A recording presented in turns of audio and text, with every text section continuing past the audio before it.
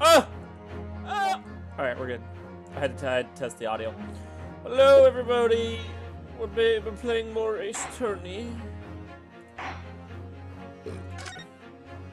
I think last time we did a trial, and then it turns out in the trial there's another bad actor. He's crazy, and so we're searching for it. And then I think also we found out that Cosmo might still be alive, which is pretty poggers. I hope he's still alive. He's my Pookie Bear.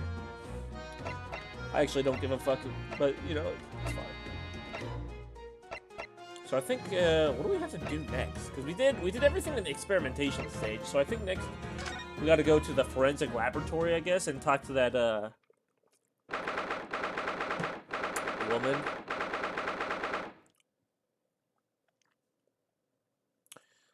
Well, this isn't creepy at all.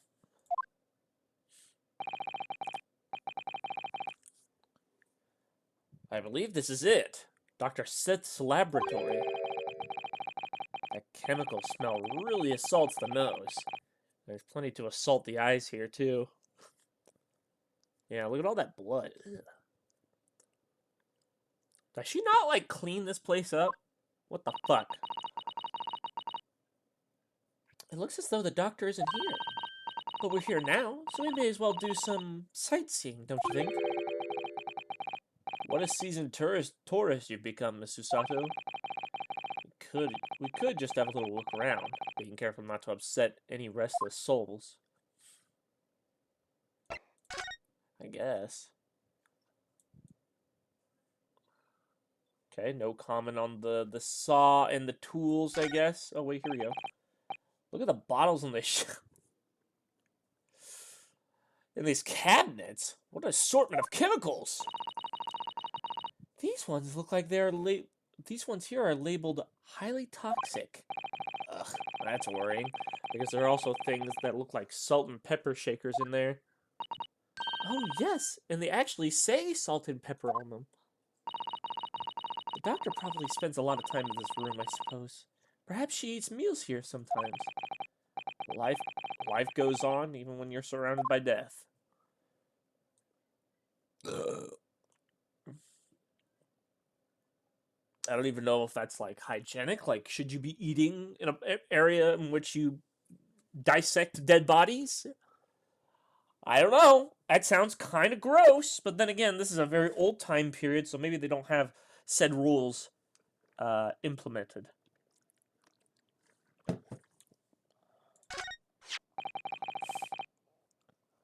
Look at this big, thick book here. Oh, damn, how thick it is. Oh, it appears to be an accounting ledger. It's a record of the forensic investigation team's spending, I think.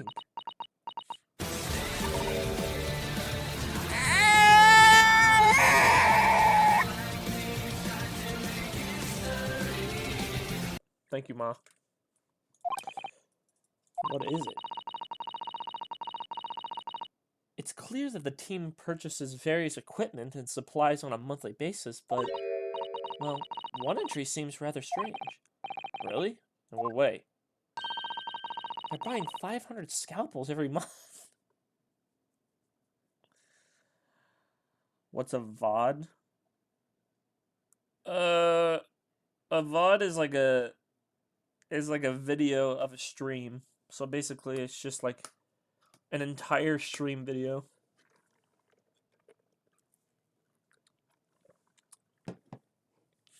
So it's basically like watching a YouTube video, but like it's 3 hours of someone streaming. Pretty gamer. 500 what?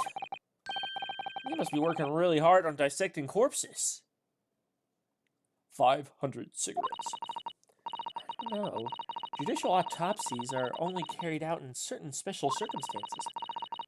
And scalpel blades can be sharpened too. It does seem a bit strange, you're right.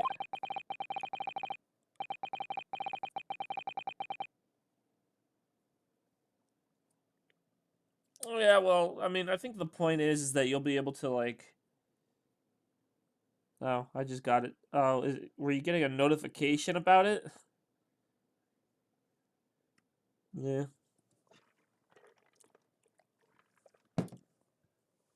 I mean, maybe it could also be like certain parts of the VOD that you want to watch in case nobody clipped it or whatever. You know, it's whatever. I mean, I don't even watch my VODs. I just kind of post them there so people can watch them on their off time. It's whatever. Some people like them, some people don't. You don't have to watch them. What could they possibly use all those for? Oh, was that? What are you doing? Ah! Oh, it's her. Sorry, I had something we wanted to ask you, but you weren't here, so... So you thought you'd snoop around? That's acceptable for your people in East, is it? Well, what do you want? Lord...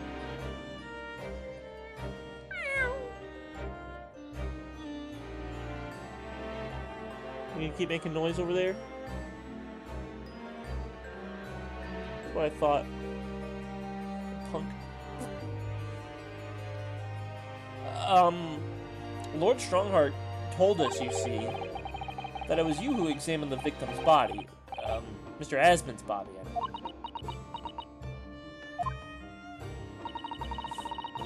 We came to ask you about your findings. On Lord Strongheart's advice. Very well. If the Lord Chief Justice has given his consent, I'll tell you what our investigation will be. But when we are done, you must leave immediately. Okay, jeez.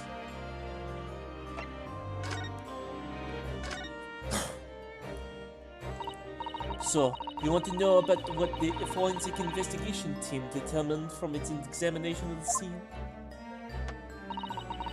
The victim, Mr. Udi Asman, who disappeared from the experimentation stage amid the explosion, and the Asman and Mr. Asman, who appeared moments later partway up the Crystal Tower, were without question one and the same person.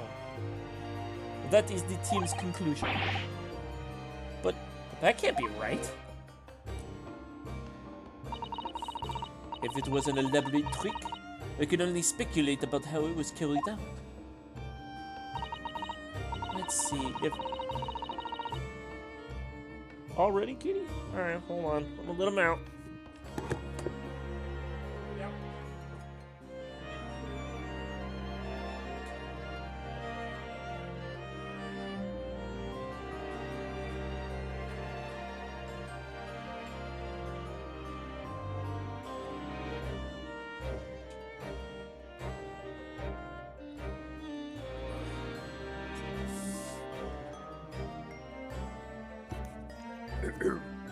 Let's see, if two people who looked very similar to each other were involved, they could have made it appear as if one single person had switched places, couldn't they?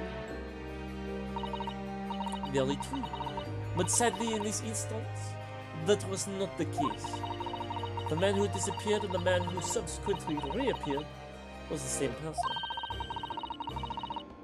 The fingerprints at the scene made that quite evident. Ah, fingerprints. They finally have fingerprints now. Fingerprint evidence. Evidence. They are not yet officially recognized as forensic evidence in the British justice system, but one day they'll be used as an investigative aid as a matter of course. Oh my, but that would mean that the instantaneous kinesis actually took place. So, where does that leave us?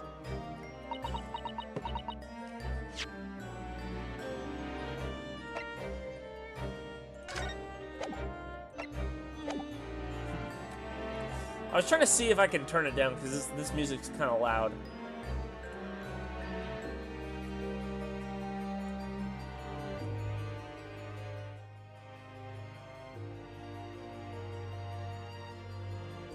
There we go.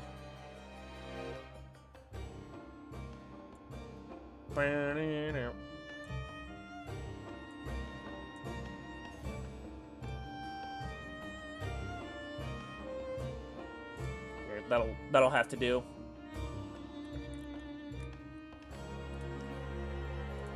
Ear.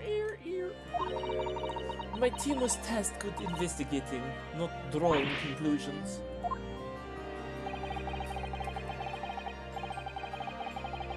Instantaneous kinesis is impossible, and yet the body did move from one place to another.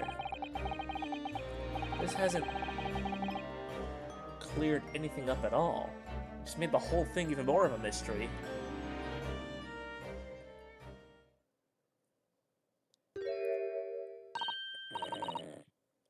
Mama, what is this? Ah! Where did she spring from? No kidding. And why is she wearing a plague doctor's mask? And did she just call the doctor Mama? This is a loyalty. Oh! Hello. To meet you. Pleased to meet you. Yes, I'm a defense lawyer. Rinosuke Naruhodo. Mama? Yes? Could I cut this one up? What? I've never seen the inside of a sister in person before. I want to do what it looks like. Oh, she's not a psychopath at all. Of course you can't. It's a live specimen, as you can very well see. Bobbing.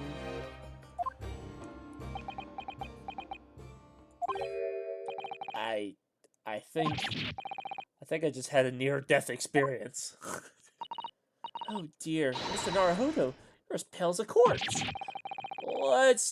Then let's leave before I'm mistaken for one.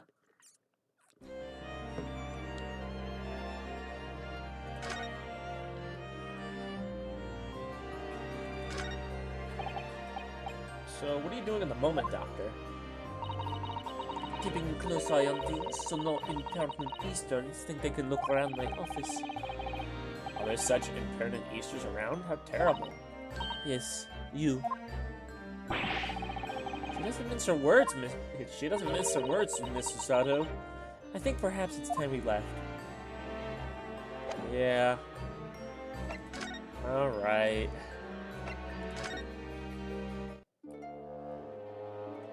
Has anything changed in here, at least? No.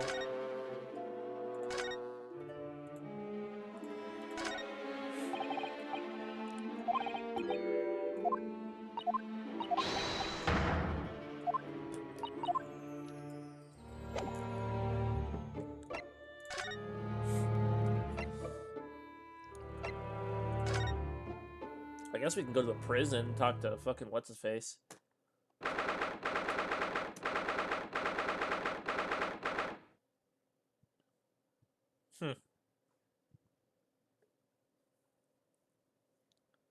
This sounds about right.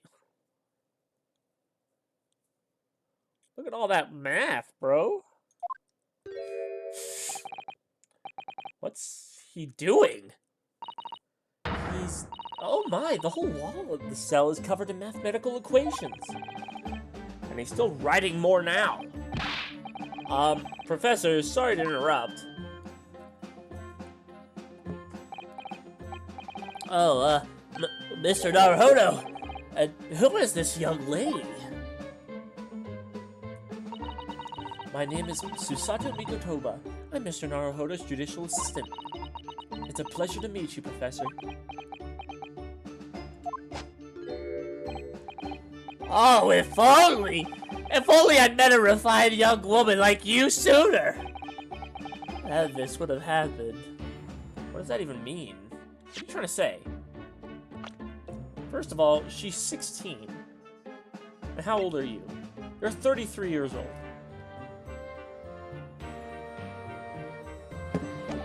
Stop. You're scaring me.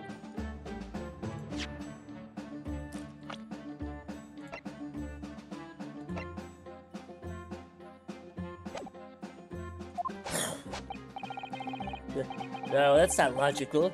That makes no sense at all. Oh dear, I'm sorry if my presence here upsets you. I owe you an apology too, Professor. I didn't manage to deliver what I promised to you I would in court this morning. Oh no. No. The whole thing, the whole miserable affair. It all happened because I've been a complete and utter clod! Professor Hairbrain, what have you been working on in your cell? Oh, you did that? Oh dear, how embarrassing. I was suddenly struck by an idea, you see, and I simply had to write it down. The law was all I had to have. Oh, is it some new hypothesis? Something to surpass super high voltage instantaneous kinesis, maybe? No, actually. This is my autobiography.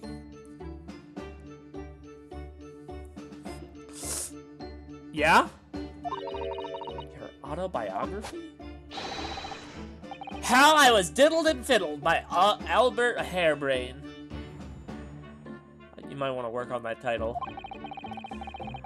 I found I could represent my odd fortunes with only odd numbers and an ambitious set of simultaneous equations. Really? I'm gonna have to pay back all the loans I took for the kinesis machine, you see. So I'm gonna be a new serial publication from next month. Part 1, An Odd Birth, An Odd Upbringing. Can't beat the man's optimism, that's for sure. I see. Well, for now, would you mind if we talked a little more about the case? Oh, yes, of course. I've been working through the numbers. I was diddled, I was fiddled by a pair of them!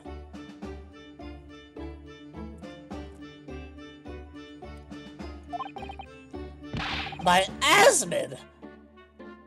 And by that aloof Dritter! We're not going to sit through an explanation of all these equations, are we? He's been diddled, he's been fiddled, he's been tickled.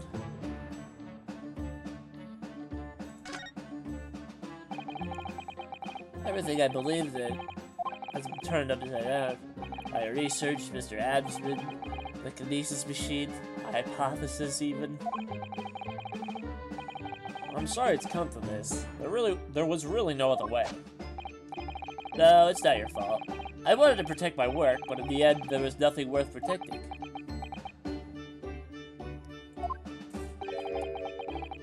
It was never my intention to deceive anyone. I didn't want to trick the public. No, of course you didn't. But in court this morning, I realized something. Oh? If you've done something wrong without knowing it, you've still done something wrong. Logically, it makes no difference if you were aware of it or not. Ignorance is a poor excuse. The blame still lies with me. No, Professor. He believed in me this morning, you know. Merrick did. He believed in my hypothesis. Well, I think that was just a necessary factor for in the prosecution establishing its case. No. Merrick wouldn't do something like that. I'm sure he genuinely believed it. Did he? I think I understand now. Why it was that he decided to take on the prosecution of my trial on me.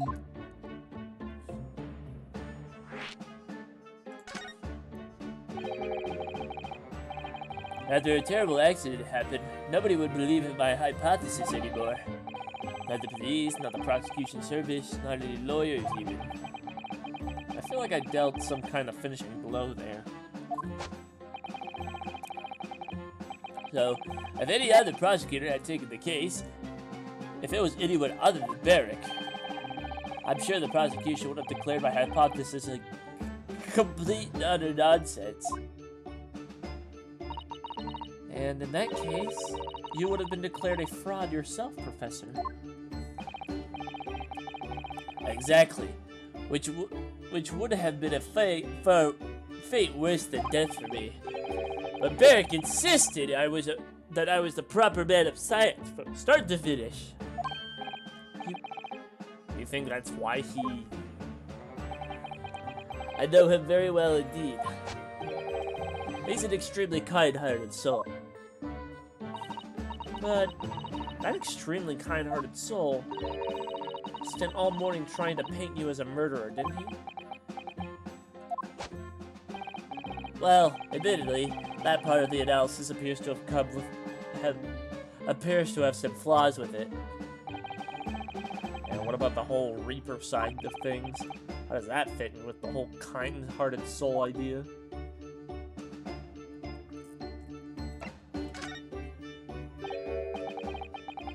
Do you think he set out to trick me from the very start?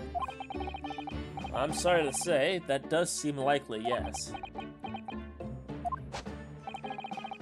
When I first met him, he introduced himself as a wealthy financier. He looked over the paper I had written and said my work would benefit all humanity and must be pursued. He was so enthused. He was so empathetic. But in reality, he was the mastermind of some vast criminal network, it seems. I still can't believe it.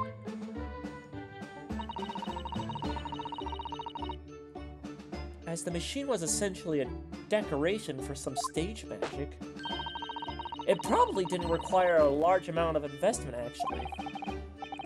But the scale of it, it wasn't just some small trick. It was a very elaborate feat of deception. All young scientists are full of hope about their burgeoning ideas, full of zeal, but none of us have any money. We want to do research, but we can't afford it. Many of us take on barely legal part-time work to try to earn just a few measly pennies to carry on. To go through all that, only to be taken for a complete fool, it's too rotten to believe. It is, I agree. And that's why we have to find those responsible and bring them to justice. Mr. Asman is no more, of course, which leaves only the engineer. Mr. Anak Drebber. Speaking of which, is he an engineer or a magician? Or a swindler? That was about a year ago when Mr. Asman first brought Dweber to meet me at my laboratory. Since then, I've met him many times to discuss details about the Kinesis machine. But at no point did you have an inkling that he was an illusionist? Oh, he definitely wasn't just an illusionist. What do you mean? He was a wealth of deep scientific knowledge. There's no question the man's a genuine scientist. It's instantly apparent in conversation. I see. But the wretched man deceived you, Professor. It's unforgivable. We must do everything we can to find him and bring him to justice. Are there no more clues you can give us as to his whereabouts? I'm sorry. We only ever discussed the Kinesis machine. Nothing else. Although, just once, I did visit his workshop. What workshop? Drebber's enormous fabrication factory, where he constructed my great machine. Yeah? Why didn't you mention this before? About Drebber's workshop. There's every chance we might find the man there.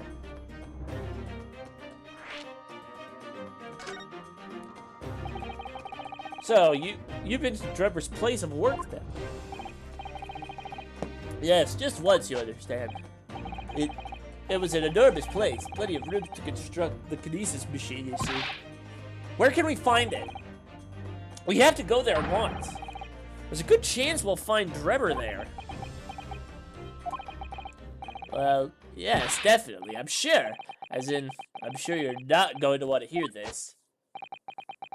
But I have absolutely no idea where the workshop is at all. I'm so sorry! I was more than half expecting that. You see, I was blindfolded in a carriage the entire way there. He blindfolded you? He wasn't taking any chances then. The place was incredible. The pinnacle of modern engineering.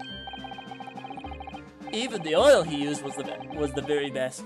A special French machine oil that's impossible to obtain in Britain. Ah, the indescribable scent of that imported oil.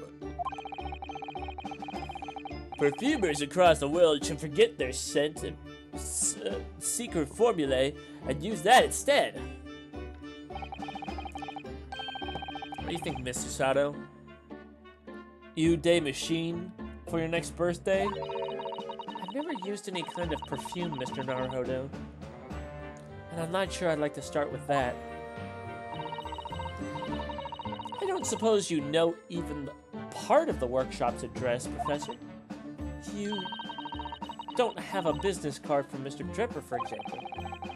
The man was clearly very cautious, Mr. Sato. Even though— Aha! Yes, I do! He gave me his business card once. Right here, take a look. What? Let me see that. Throw etiquette to the wind, why don't you?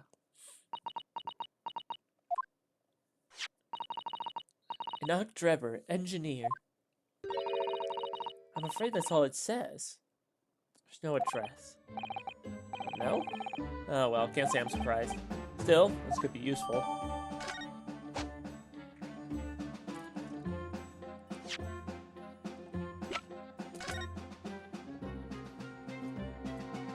What is this? Is that oil? And this dark smudge here. I think perhaps it's machine oil. Yes, possibly. Professor Harebrained mentioned something about the oil Mr. Drebber uses, didn't he? He said it was specially imported with high-quality oil that's impossible to obtain in Britain. Yes, that's right, but more importantly, it's more fragrant than the finest perfume. So, excuse me a moment. Oh, it doesn't appear to have any scent at all. Don't worry, I expect that's just because there's a tiny amount here. Ooh, you know what? I have an idea. Why don't we give this to what's her face? Because she has a doggy. Fucking Gina.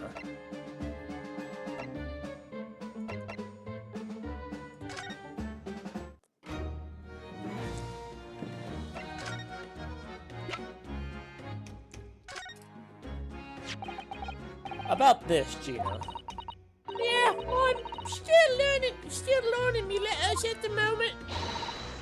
I only know A to E. If it isn't too much blatant trouble. Actually, Gina, it's the back of the car that's important. How come? There's just a dirty old smudge on the back, that's all. It turns out this is a very high-quality French machine oil. It has a very particular scent, apparently. You don't say. Let's have a whiff then. You sure? I don't smell nothing. No, we didn't mean that you should smell it. Oh, right. You mean Toby?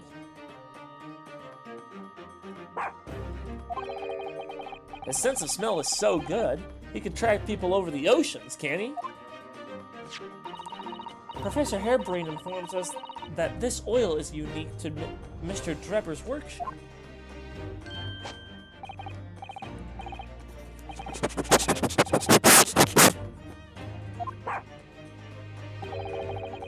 I think he picked up the scent. So you mean if he forced this serious oil, Toby could lead us to that dodgy cub's workshop? That's right. That's exactly what we're hoping. Alright then, we'll give it a go. I'll just borrow that. What? Wait, when did you... to pickpocket. If I can lead everyone to that Travis workshop, I'll be the boss's boss before next week. Oh, yes, Gina. I'm sure you'll be promoted. Poor Gregson. All right then, Otto. Leave it to me. Sorry? We're gonna get going after that dodgy engineer car right this minute. Oh, but hang on. Someone's supposed to be on guard duty here all the time. I'm afraid we can't help. We need to get on with our investigation as well, Gina. Oh, right. Oh well, never mind. If it ain't gonna be me who's getting the neck, it'll be the boss. Poor Gregson again. Right, Toby? Got that oil sent to you? Come on then, boy. See you later. I do hope the scent of that oil leads them to the swindler's workshop. Yes, I hope so too. Ideally before the dog swims across the channel to France. Well, I think we've done all the investigation we here for now. If we could just determine the whereabouts of Mr. Drebber, I'm sure Gina and little Toby won't let us down. Now then, do you think we ought to try speaking with Mr. Shums at this point? We have things to discuss, and I'm dying to meet him again after all these months. Yes, it's quite possible he might know something useful. You're right. We ought to find him at Madame Tuspel's. Oh, finally! I could finally go see my waifu.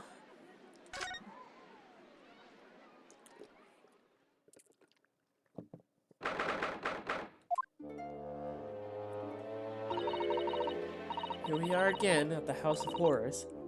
I'm afraid I haven't gotten used to this place yet. I'd still like to turn my heels and go straight home. Via the confectionery, of course. Susato-san really is after something sweet today, isn't she? Did I jump scare you? Yeah, I bet I did. Well, that was a weirdly... that was a weirdly timed fucking jump scare thing. What's the matter? Look, Mr. Naruhodo, look at that waxwork! I'm quite sure it wasn't there before. It looks exactly like Mr. Shums, down to the very last detail. Aha! What is it? Oh, sorry. I think you'll find that the temporary waxwork himself. Ah, the friend of my dedicated employee. Oh, yes, hello again. It's Ryunosuke. Ryunosuke Naruhodo. I must say, I am quite spellbound by the great detective. He is a marvel. My precious waxwork is all the back to where it belongs. You don't mean. But yes, the mystery is solved already. Wow, Mr. Shums can really engage his brain when he's hungry enough. So as you can see, he has returned to his habitual duties. Yes.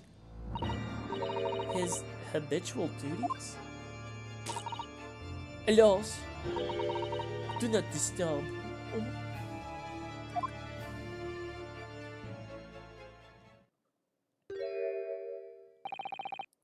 Poor Susato-san. She looks very perplexed.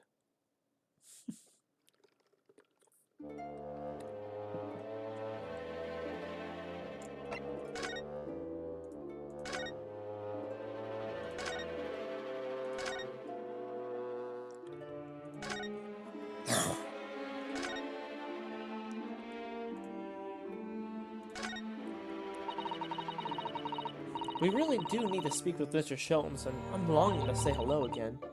But where is he?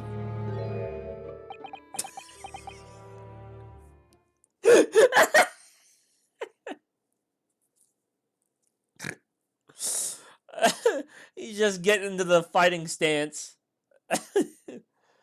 Well, lost my badge. Oh yeah, you did lose your badge. Get fucked. You haven't been clipping videos very often recently, so you're a bitch. I think you might find that he's quite nearby, actually. Oh! What do you... Indeed, my dear fellows, it is I! The world-famous great detective and waxwork Hairlock Sholmes.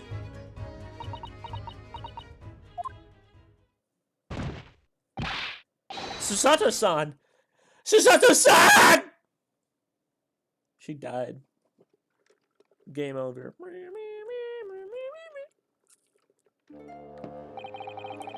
My most humble apologies. I thought I'd die and gone to eternal paradise for a moment via London. My dear madam, allow me to make amends by offering you a tasty, free deduction at some point. As long as it's not of questionable street food quality. I don't understand. Why are you working as a waxwork here, Mr. Sholmes? Merely a secret identity, you understand. Though the case is largely solved now. Largely solved? We're talking about the waxwork adoption, I assume. Indeed we are, my good fellow.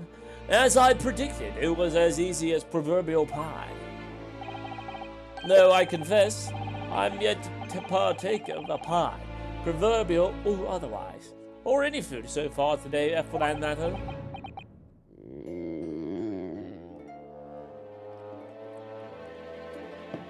Sounded more like a meerkat.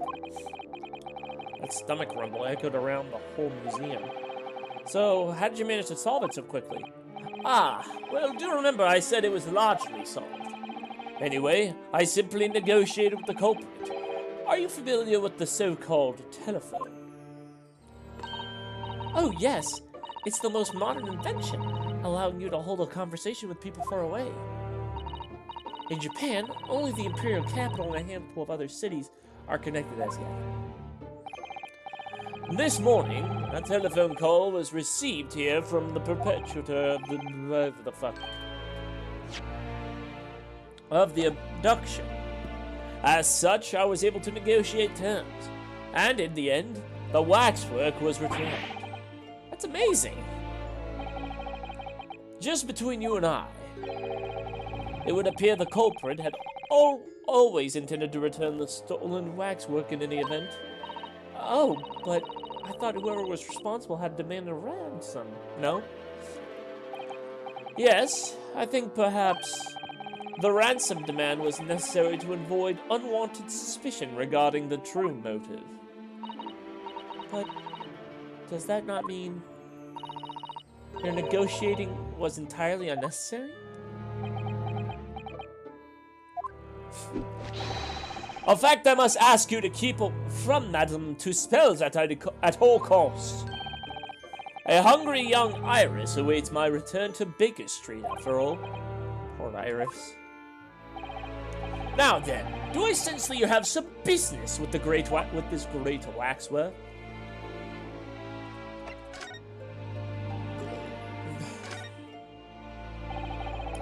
We're in the process of trying to track somebody down. Oh? Yes, a man by the name Anak Drebber.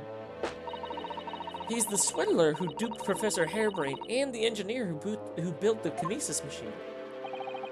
A swindler and an engineer. Quite the modern man. He also seems to be a conjurer of sorts, too, with considerable knowledge of stage magic. We really need to locate him before the trial resumes tomorrow morning. But we have so few clues to go on. That's the trouble. Do you have any good ideas? I have no data yet. It is a capital mistake to have good ideas before one has data. If I knew something of the man's appearance, at least, I may be in a better position to help. Yes, Trevor's appearance. Fortunately for you, however, presently I have little to occupy myself and little to fill my stomach. As soon as you find any clue, no matter how small, I shall gladly give you my thoughts on it.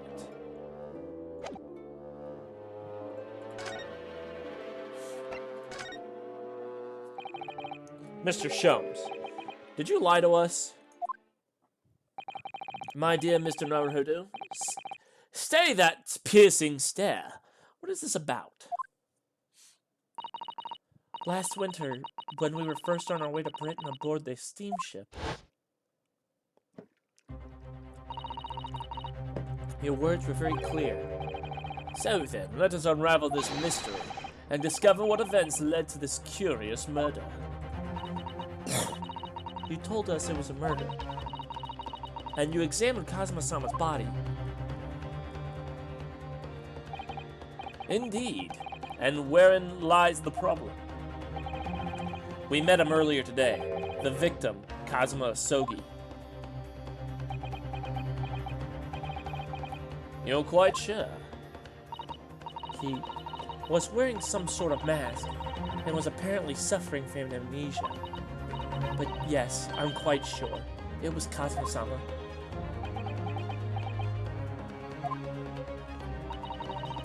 You must have known this whole at the time, Mr. Sholmes, that he wasn't actually dead.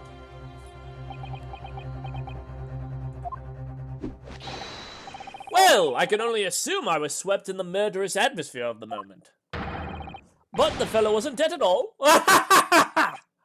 Priceless. I don't suppose that performance would pass muster, would it, Mr. Naruhodo? I could believe that the crewman present at the time made a mistake, but not you, Mr. Sholmes. I will now tell you something of the first importance, my dear fellow. Great detectives are wont to lie. It will serve you well to remember that. Please, Mr. Sholmes. Tomorrow in court, you will find yourself at the threshold of a very great mystery. For now, I'm afraid that's all I can say.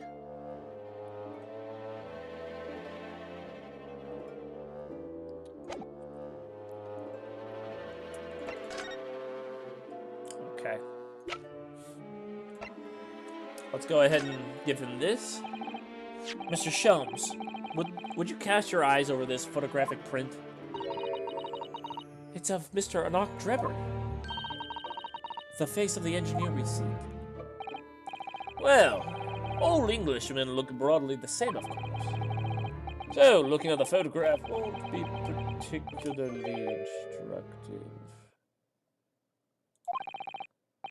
Are you alright, Mr. Sholmes? Ah, yes, forgive me. Very interesting, this. Very interesting indeed. What's wrong, Mr. Sholmes? You've turned quite pale all of a sudden.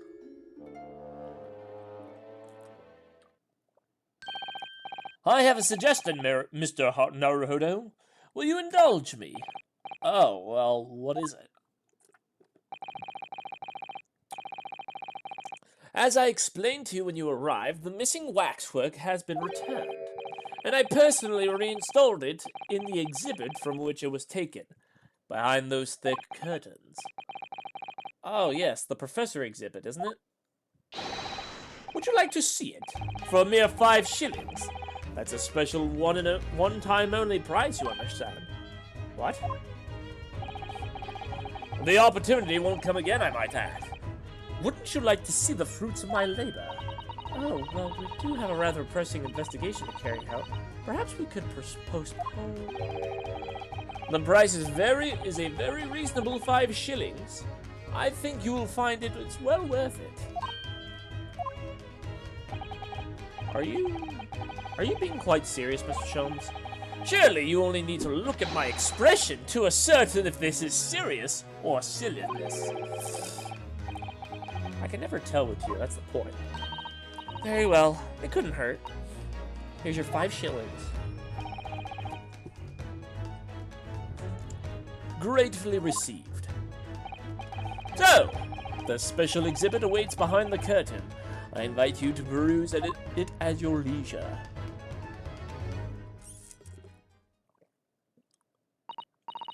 Well, the money's been spent, so Let's go and see the special exhibit.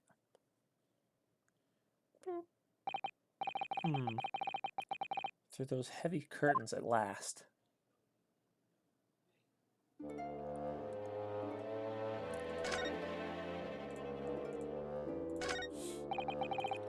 $5 we've had to pay. Doesn't seem right somehow that Mr. Sholmes slipped the money into his own pocket, does it? No. Ah, we could ask Gina to retrieve it for us, using her special skills. Pickpocketing police officers and diddling detectives. Is this what makes Britain great? Not to mention demigod prosecutors taking the law into their own hands, or chip-loving inspectors. Inspector Gregson comes off rather well in that list, I think. That's true.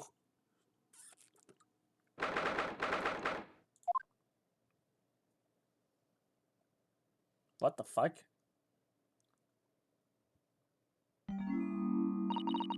Oh dear. I felt a shiver run down my spine as soon as we walked in here. Mr. Sato! I say we turn our heels and go straight home via the really big confectionery. We certainly can't do that. We paid $5 already. True. Actually, now that I'm looking a little more closely, we paid good money to see an exhibit that's clearly incomplete. The nerve of the great diddling detective is far more terrifying than anything else in this place. This must be what Mr. Sholmes meant when he said the case was largely solved. Be that as it may, Mr. Sholmes heavily implied there'd be a clue about the engineer in here, didn't he?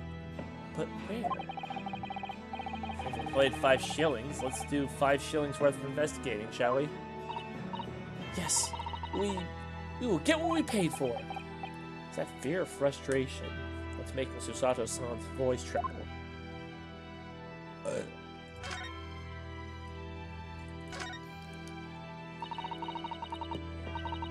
This part of the exhibit is just as disturbing as the rest. It looks so real. Seems to be a young man in a white overcoat. And he has a large shovel in his hand too. Look. Perhaps we should investigate a little more in detail.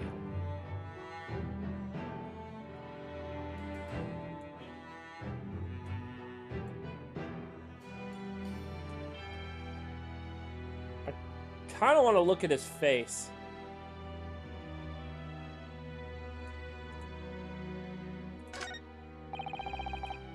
I can't see his face very well. Can you?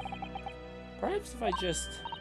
Oh, do you think we should be manhandling the exhibits, Mr. Naruhodo? I'll put it back exactly as it was. Don't worry.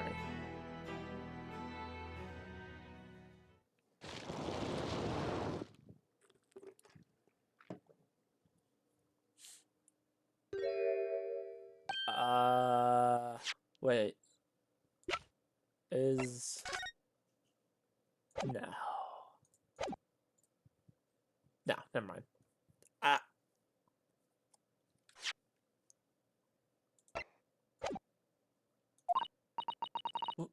What on earth? How can... I don't believe it. A black monocle! Mr. Naruhodo, is it possible that this man is... Yes. It's an Octodrebber. The color of his hair is different, but... And also short.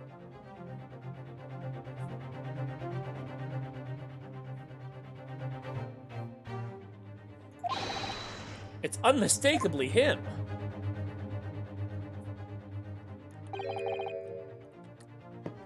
Indeed it is. Mr. Sholmes! This man is the subject of your present hunt, I believe. Yes, that's right. Just who is this man? Why is he here in this exhibit?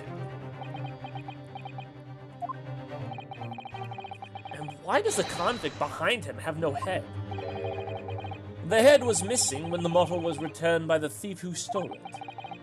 What a surprise. So then the case isn't solved, is it? Did I not say so myself? Largely solved were my words, I believe. But I must locate the missing head tout de suite, as the madam would say, or I'll be in grave trouble. A very hungry Iris still awaits my return to Baker Street, preferably with rations.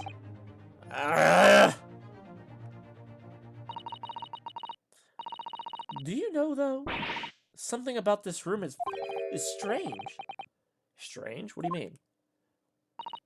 Well, the display in the House of Horrors are supposed to depict real events, are they not? Indeed they are, Miss Sasato. Do go on. And as terrifying as they are, the scenes in the other exhibits are believable. But this one... This surely could never have really have happened, could it? I think it's time I educated you a little about the nature of incidents involving the professor 10 years ago.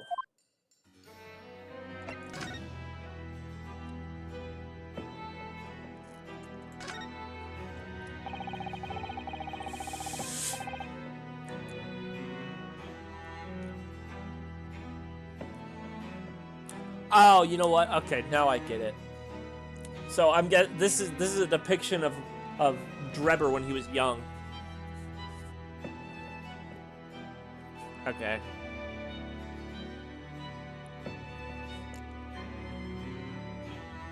Oh, he has a ponytail. Okay. I didn't even realize. It was like his hair is kind of small. I didn't notice this. All right. I believe I told you a little about the professor yesterday, did I not? He took the lives of 5 victims. Every one being either a member of the aristocracy or royalty. All were attacked by an enormous hunting hound and had their throats ripped from their bodies.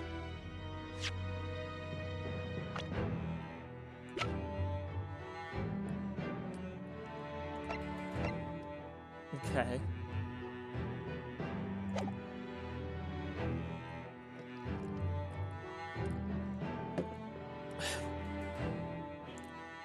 So is this the tale of the Hound of Baskerville? I'm assuming this might be part of it or something. Oh gosh, an enormous hound? How awful. After taking the life of his 5th victim, the killer was apprehended. It was a case of unprecedented magnitude in Britain, you understand. Accordingly, the professor was tried in a closed court. No members of the public were permitted. A closed court? What do you mean the professor... So, you mean that the professor's identity... As you surmised, my dear fellow, his identity was never made public. Naturally, he was found guilty, and was summarily sentenced to death by hanging. He was buried in a grave at Lowgate Cemetery, which adjoins the rear of the prison where he had been held. However, and that was not the end of the affair. Oh! The very night he was buried, the convicted man came back to life. Came back to life? He clawed his way out of the ground and emerged to the moonlight graveyard. The exhibit here depicts the very scene as described by the sole witness to those chilling events. There's a witness? But of course, my dear fellow, it was none other than the young man in the white overcoat. Not Drebber. He saw it happen?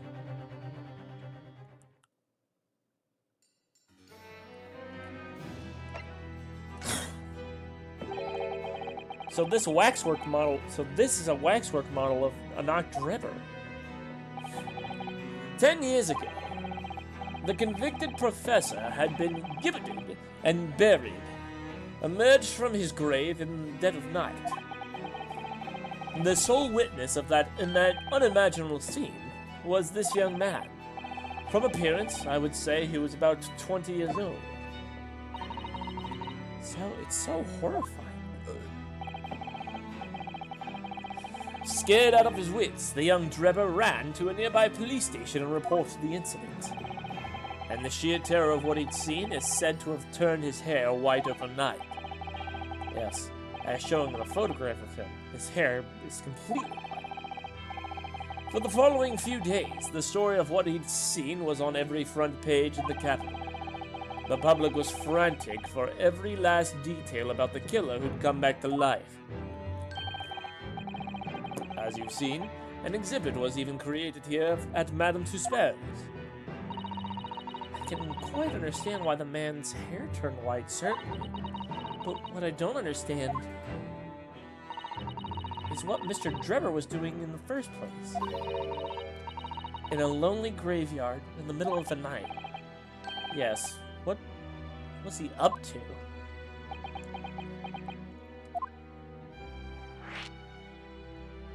Well, I don't fucking know. The professor's acts of terror threw London's upper classes into complete panic 10 years ago. It was a great scandal, one might say. At the very highest level. And since the killer's identity was never made public, rumors abounded. After all, no killer had ever before systematically employed a dog as a weapon of murder. Yes, I can imagine the impact that the case must have had. But in time, of course, the rumors abated. So too did talk of the shocking witness account of the convict who came back to life. It was forgotten, dismissed as a dubious ghost story, a preposterous parlor tale. But why did people stop believing it? Why? Simply because there was no resurrection to speak of, as was established in fact. What do you mean by no resurrection?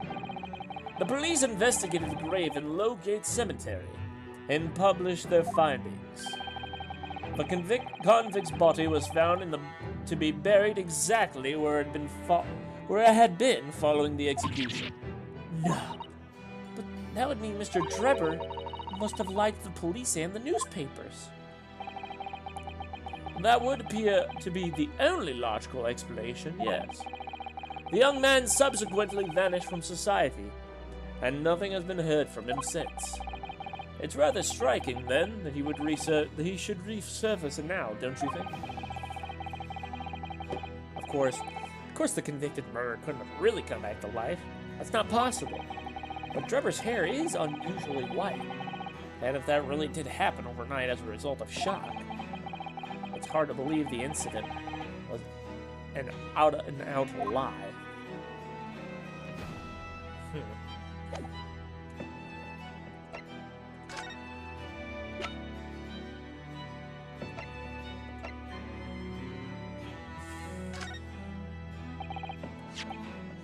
Could you look at this photograph again? I see, so that's it. What, have you worked something out? There is indeed one deduction to be made from this photograph, yes. Each time you show it to me, it will cost you 5 shillings. Otherwise, I have nothing to add.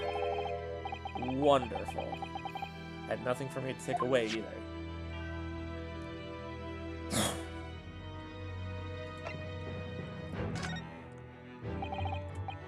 About this. As you can see, I'm really busy.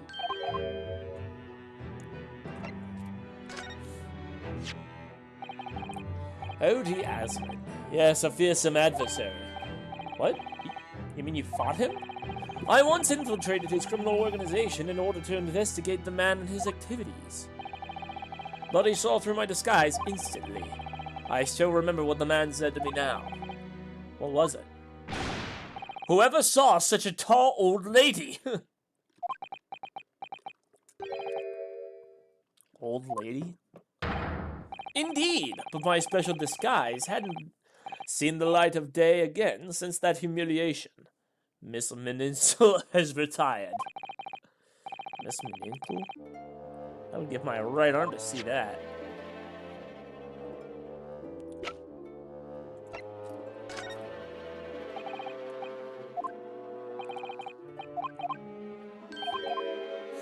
Nerd boy.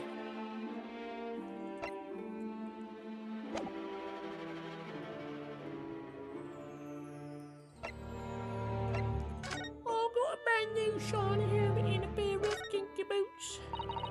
This part of the exhibit is disturbing than the rest. Perhaps we should investigate in a little bit more detail.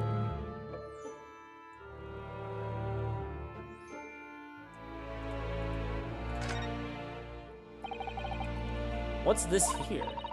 Well, it would appear to be a lens in the middle, so I believe it's probably a camera. A camera? But it's so small. Is it? I guess. Oh, actually, you know what? I forgot back in the day, cameras were like massive. They had like little fucking stands and shit. British technology is incredible, isn't it? I mean, what about Mr. Sholmes' skin prints? I think perhaps you should treat Mr. Sholmes' inventions as exceptions to the rule. But anyway, why would the man be in a graveyard with a camera? I wonder. Perhaps he was trying to capture the moment a dead body came back as a ghost on film. We'll just borrow this for a little while, I think.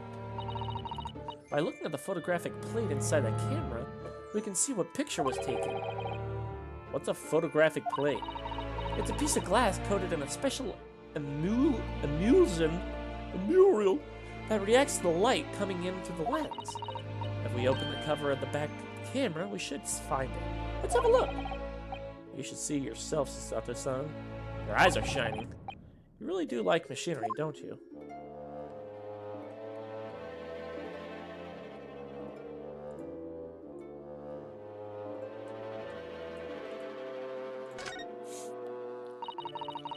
What a large shovel.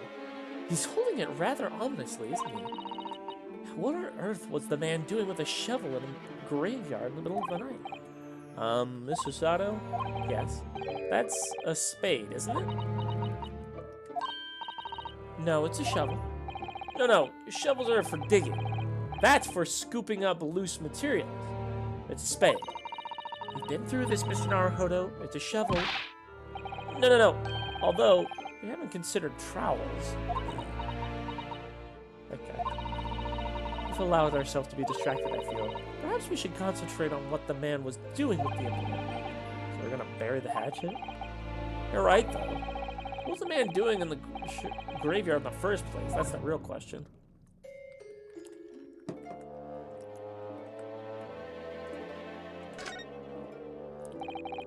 That's quite a large lantern the man's carrying. Or is it a lantern? It's not unlike a Japanese chochin. Paper lantern, actually. Is it? Lamp, lantern, chochin. The point is, it casts very little light. To be walking alone in the graveyard at night with only this. Well, I certainly couldn't do it. I'm not sure I could visit a graveyard at all, even in broad daylight, to be honest.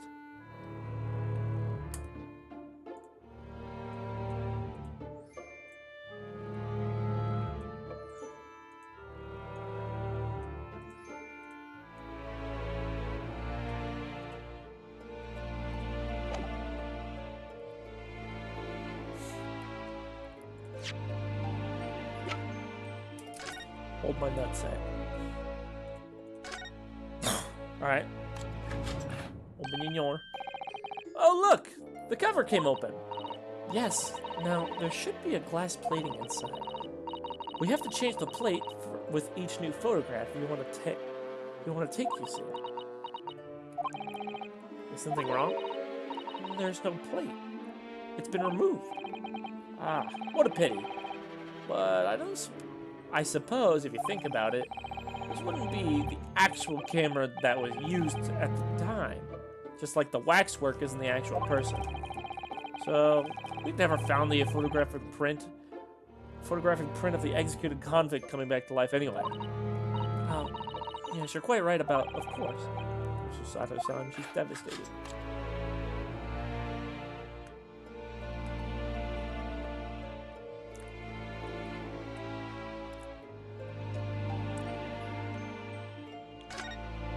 crazy.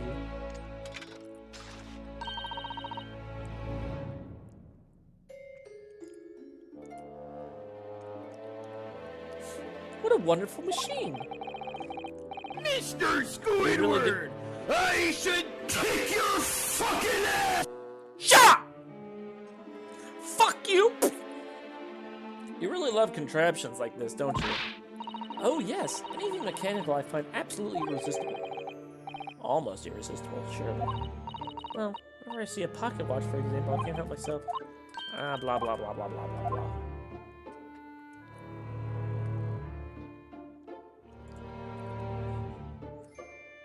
Whoa! Look, Mr. Naruhodo. What is it? On the bellows just here. There seems to be a really... some very red stains. Dark red there. Yes, you're right. It's like blood, actually. Oh my. I'm sure it's not what you're thinking.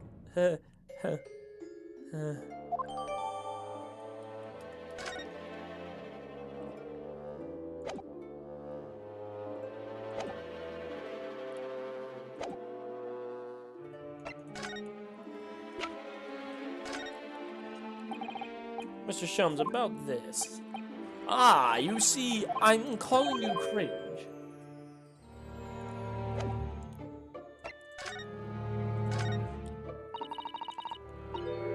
This must be the killer, the fiend known as the Professor. Yes, I think so. According to that Madame Tuspel said, he killed 5 victims, all of noble royal blood.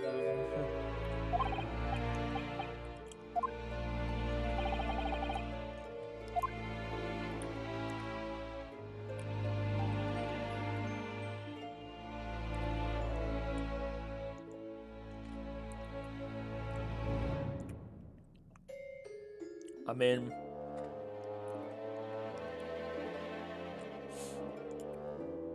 what exactly is there to examine other than the missing head?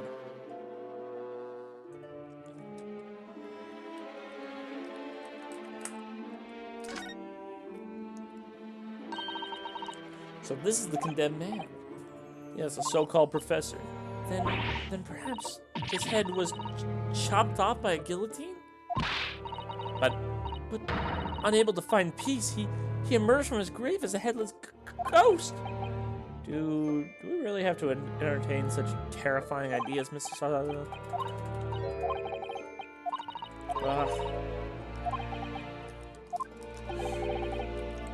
Another reason why the head wasn't returned?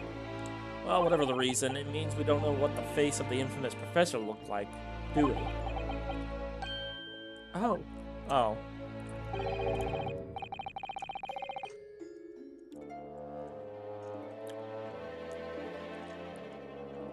There's something caught just inside the convict's jacket here. Where? It looks like a broken piece of glass. Quite a big piece, too. It's very thick, isn't it? About 5 times thicker than normal window glazing, I'd say.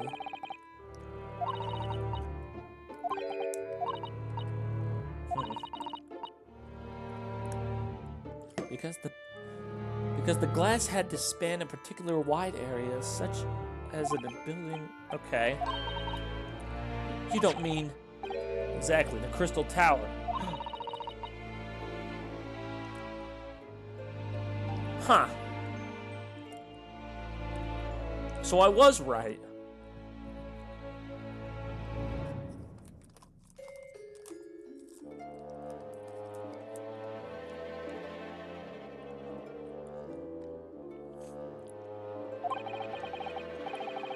Makes you think, doesn't it?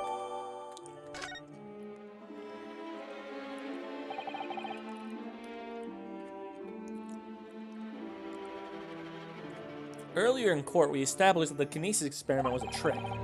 And now we discovered a fragment of glass here in this waxwork. Is it just a coincidence? Me, personally, I don't think so.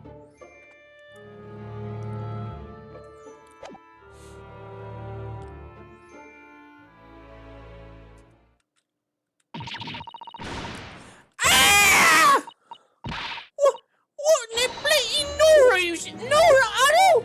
What have you gone and done? Gina, what are you doing here? I asked Iris and she said where you been, so... Gina, not so loud at the moment. Madame Two Spells will have you take a position as a waxwork if you're not careful. I think there might be more pressing concern. I still had some flash powder left from 6 months ago, so... All right, Gina, we understand, but please put down the gun. Holy shit, you killed him! Sorry, I got scared. You should try being the one on the other end of the barrel. So, what brings you here, Gina? What brings me here? What do you think? We found it! We found the Dodgy Cove's workshop! What? You found Drebber's workshop? Yep, Toby's nose took me straight there. The boss and the others are headed there in a drag, so come on. Here's the address. I got boss to write out. Oh, thank you, Gina. I'll make it there at once. Alright then, see you there.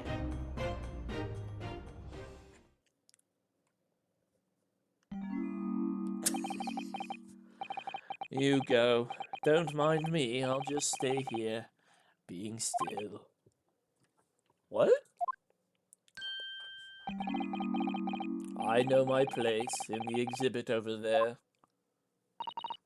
Oh dear, someone is feeling sorry for himself. Let's go, Mr. Sholmes. You're coming. Your words hearten me, I must say. But if I were to shirk my duties here, Madam would have me pay monetary recompense, and Iris would have... Forget that! I'll pay for everything! Then there's not a moment to lose, my dear fellow! I shall hail the carriage at once. No offer to share the cost of Mr. Sholmes, then. I shall gladly pay half, Mr. Naruhodo. Thank you, Mrs. Sato. Right, let's go. Let's look at the piece of glass real quick.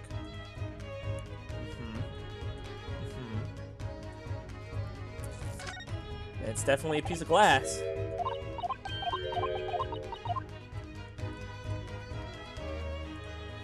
Nothing too special about it. It is really thick.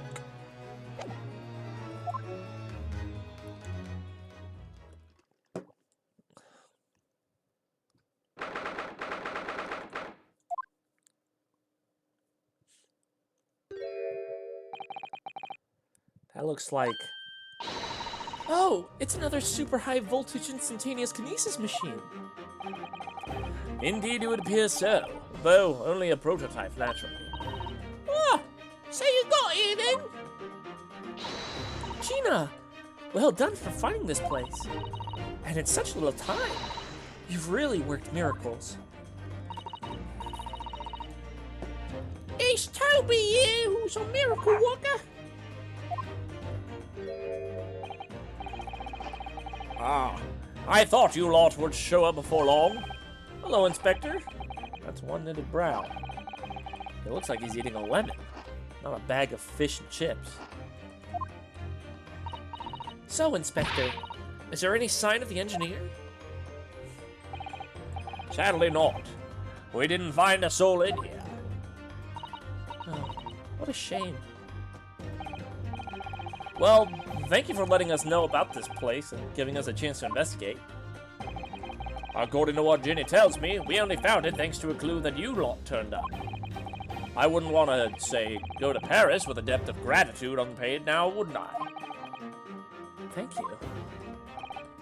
Anyway, if you're hoping to snoop around in here, I'd get cracking. Lord Van Sykes and the forensic investigation team are on their way here as we speak. Them again. I imagine you got the picture by now. They don't take too kindly to lawyer types. Right. Then, my dear fellow, let's turn this place upside down whilst we have the chance. And you, Sholmes. Pardon? They take even less kindly to great detectives than they do lawyers. Very droll, Gregson, very droll. But you may consider me nothing more than an inconspicuous waxwork model. Right then. Let's see what we can find here.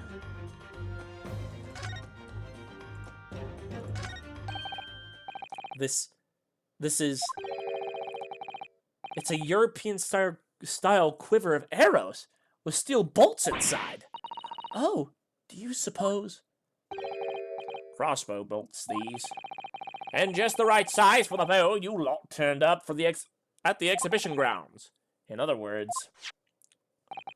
Yep, that's more evidence to support your theory.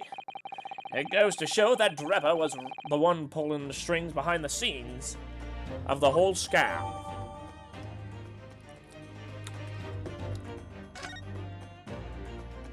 Well, damn.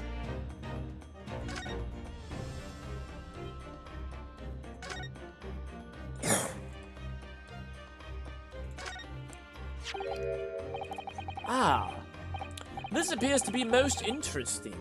Yes, most interesting indeed, wouldn't you say? It's an impressive looking back messenger. That's for sure. I've no doubt that if you hit your shoulders a few times with that, your aches and pains would soon go away. What the fuck are you talking about?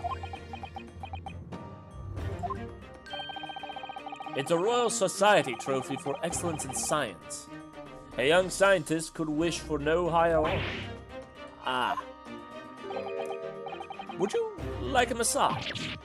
No, I'm fine, thank you. I had no idea it was such a grand thing. I think it's becoming increasingly clear that there's much more to this Mr. Enoch Drebber than conjuring tricks. I couldn't agree more, my dear madam. And how about you, Mr. Naruhodo? Wouldn't you like to take it with you? For your tired shoulders, of course. He's not gonna let that go, is he? It's curious, though, isn't it? You would expect such an important trophy to be proudly on display somewhere, not haphazardly cast aside. English gentlemen can be quite a mystery at times.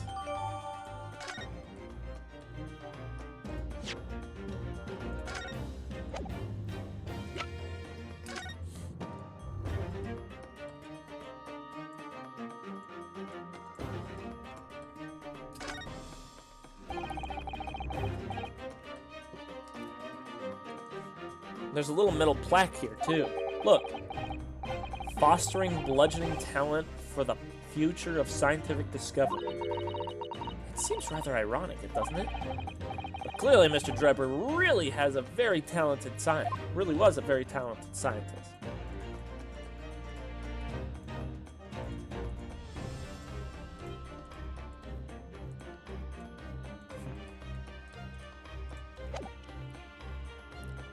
Doesn't seem to be anything interesting.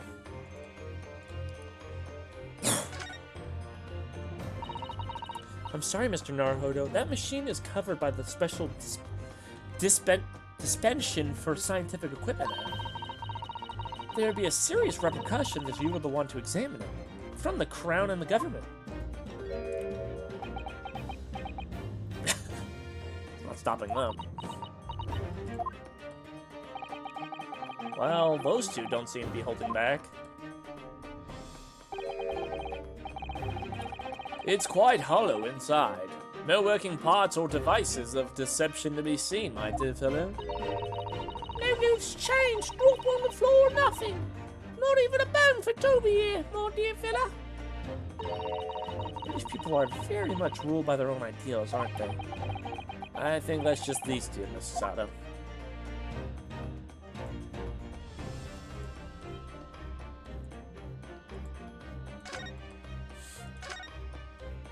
Oh, wait, I've already looked at this.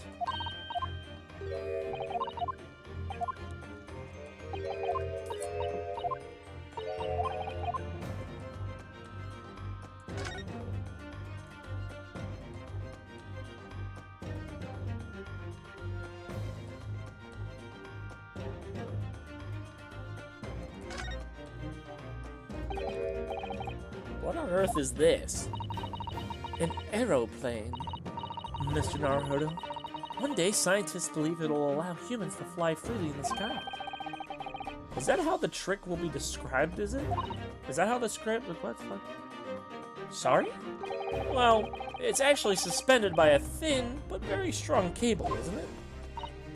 Oh, well, this model is, yes, but a real aeroplane, well, would actually fly high in the air. While suspended from somewhere even higher in the sky, of course. Because large metal objects obviously can't really stay in midair unsupported.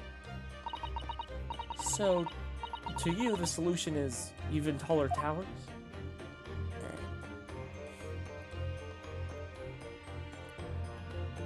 Yeah.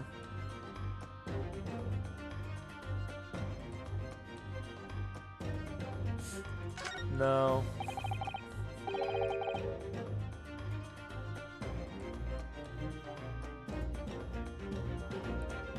This door doesn't want to open. Yeah, it looks like it's got a pretty hefty lock on it. There's a specialist locksmith on his way over from the yard. So hands off until it gets here. Until he gets here.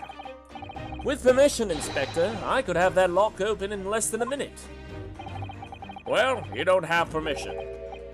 And no one's given it to you. Gregson looked as though he really enjoyed that. Look at that, yeah, look at that shit-eating smile. Well, there's no sound of anybody on the other side. No, Drebber must have fled at the first sign of danger. About that. Oh. Is something wrong, Mr. Sato?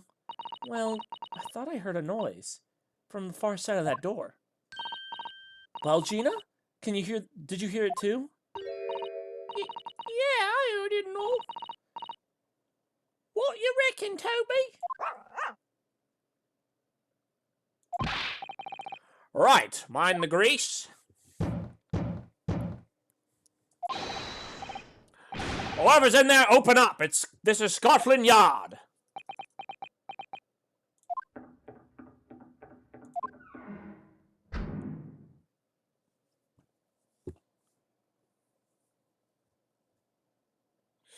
Greg, are you stupid? Well, now he's gone. Oh my. Someone is in there. Ah, this rotten bleeding lock. My dear Gregson, as I said only minutes ago, if only it were a coincidence, I could unlock that door in less than a minute. Fine. I'll take the rap for it. Just get us through that blasted door. There! You may enter at will. You've confused minutes with seconds, I think. Time is of the essence, I feel. What are we waiting for? Nothing for it, I suppose. This is an emergency.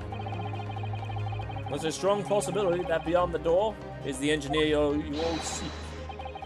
Be prepared for action, my dear fellow. Yes. Wait, what? Is that a bomb? Bomb? What? What's happening here? Why is everything upside down?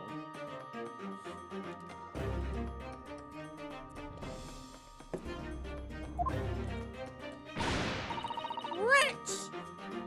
There ain't no one here after all. But there must be.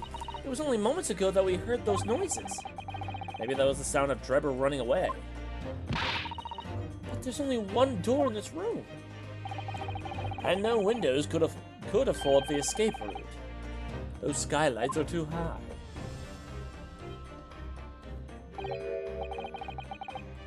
What's that up there? Are those footprints on the ceiling? Blow me! What do we have here then?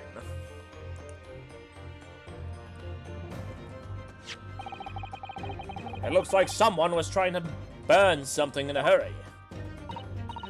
Oh, that looks like a set of blueprints. To what? To that Professor Hairbrain's bombing machine, is it? Blimey! If we had these, there'd be no need to make such murk trying to investigate all that scrap metal. There's something of great interest here, too. This rope was lying on the floor at the foot of that pillar. A rope? What's significant about that? Never mind. You see, but you do not observe, Mr. Naruhodo. We must investigate the entire room thoroughly, and before the forensic investigation team arrives too.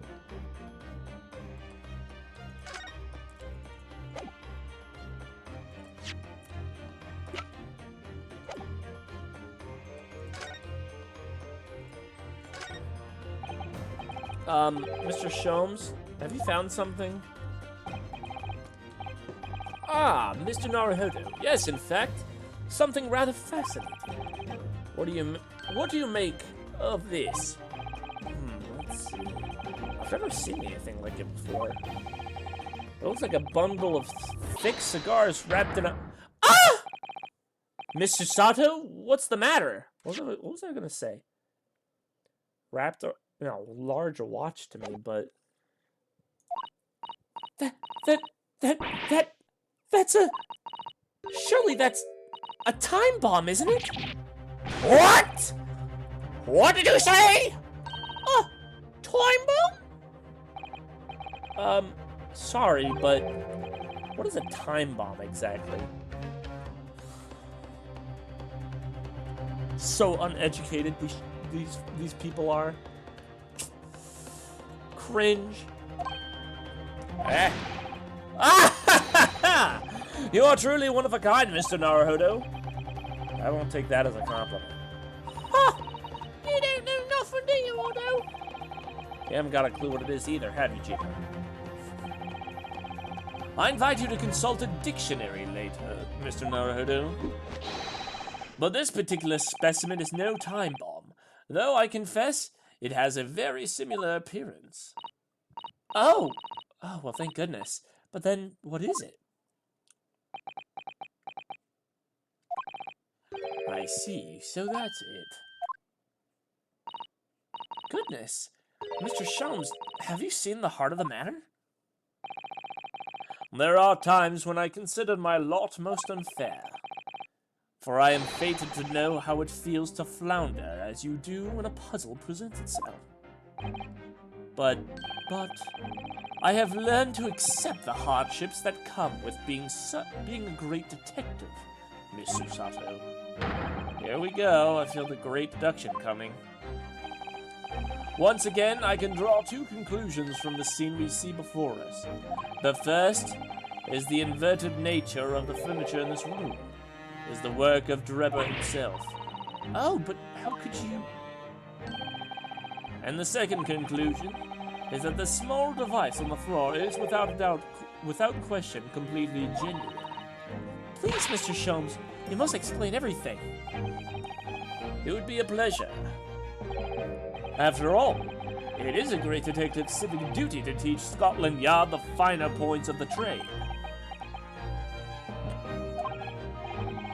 Well, Inspector Gregson seems delighted with the idea anyway.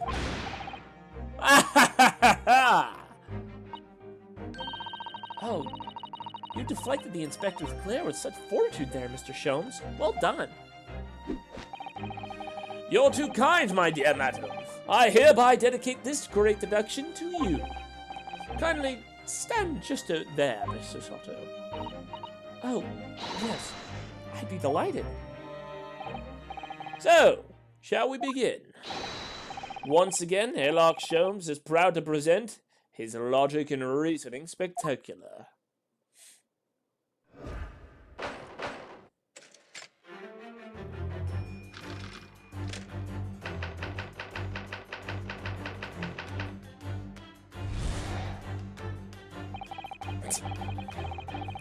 It's plain to see that this room is in complete disarray.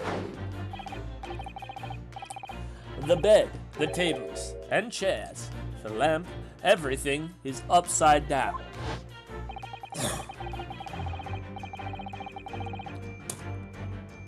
Almost as if every item in the room had, until recently, been happily positioned on the ceiling, before falling straight down into the floor. Every item in the room was on the ceiling. Are you suggesting that? Indeed, the key here is gravity. It would appear that technology has at last succeeded in freeing us from the greater pull of the Earth. For the gravity in this room was reversed, and then suddenly restored to normality. Goodness! The inverted furniture clearly reveals the truth about the part gravity in this whole business shit. I quite understand your skepticism, Mr. Sato. I too was incredulous at first. However, my convictions and my analysis was cemented when I observed this. An anti-gravity device, almost identical to one that featured in a dream of mine only the other day, in fact. Are you sure? Are you sure that's what that is? Are you sure? Because that just looks like a stick of dynamite.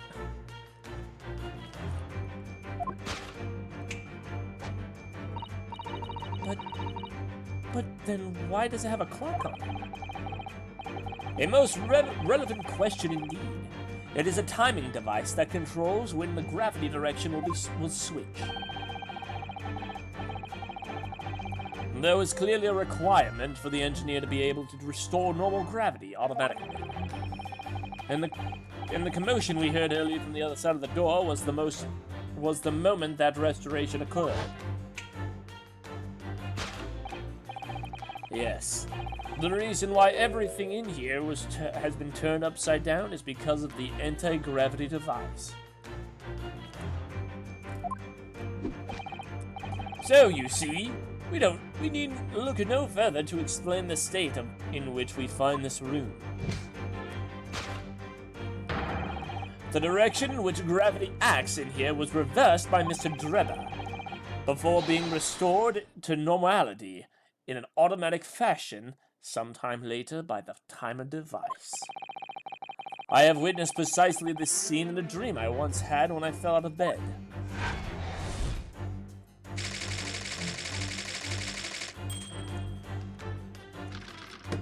That's some science fiction nonsense.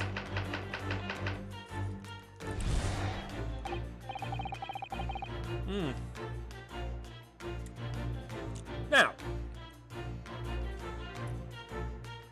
Ooh, damn.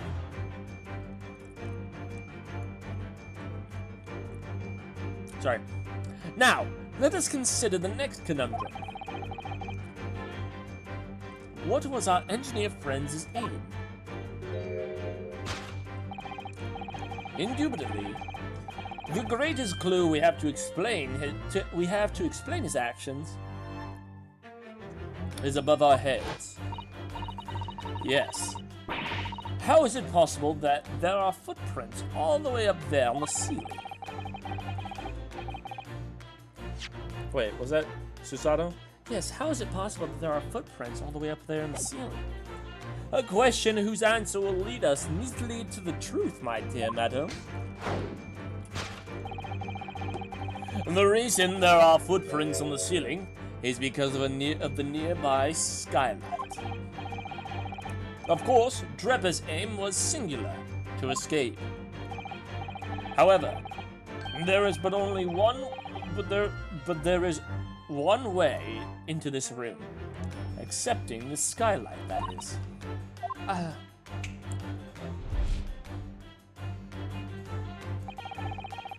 By inverting the gravity in here, Drebber was able to fall conveniently to the ceiling and make his escape via the otherwise inaccessible skylight, leaving those footprints behind on the way. But The ceiling in here is very high, Mr. Sholmes. If the gravity reversal was sudden, wouldn't Mr. Drebber have fallen up to the ceiling rather violently? Falling up is both scientific and philosophically a rather interesting concept, I feel. But the man was cornered with nowhere to run, so escape through the skylight was his only option. You may recall that I found this in the room earlier, which I believe offers a solution. Oh, the rope! To reach the intended destination, what better tool than this rope? By anchoring one end to the wall, the man was able to lower himself safely to the ceiling. Which explains how Drebber was able to escape this room before our arrival. He reversed the pull of gravity and fled via the skylight. And personally, I should very much like to reverse the pull of gravity again now, just for fun.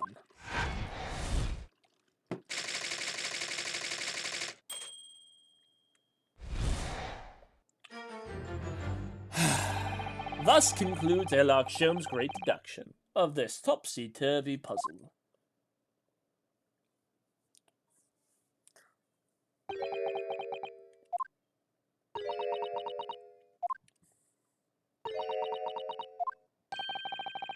She's completely spellbound. Mr. Sholmes, there's just one thing that troubles me.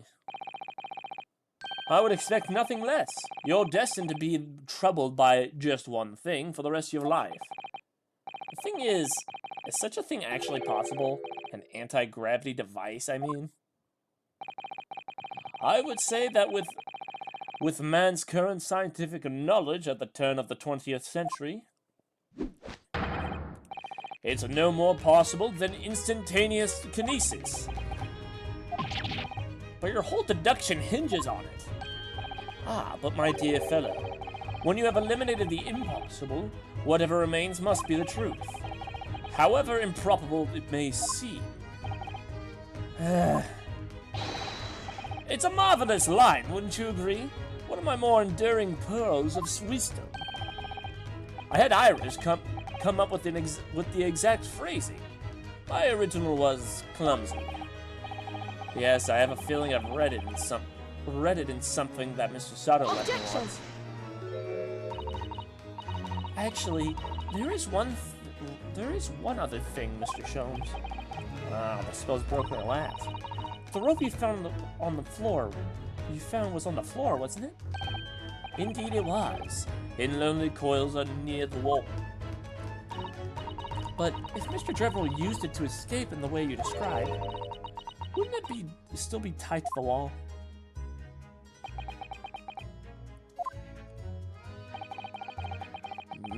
Mysteries inevitably unravel in the end, as I think you'll find do ropes. And as evidence of such, you need only to look at the mystery we've faced in this room, now skillfully unraveled. That argument was as circular as the coils of rope. I think perhaps we need to give Mr. Sholmes the usual little helping hand.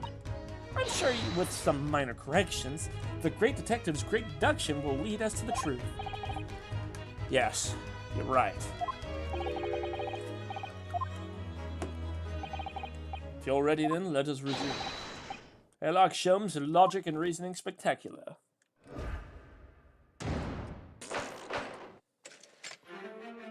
Open your course. Oh, I'm just gonna skip all this. Fuck you.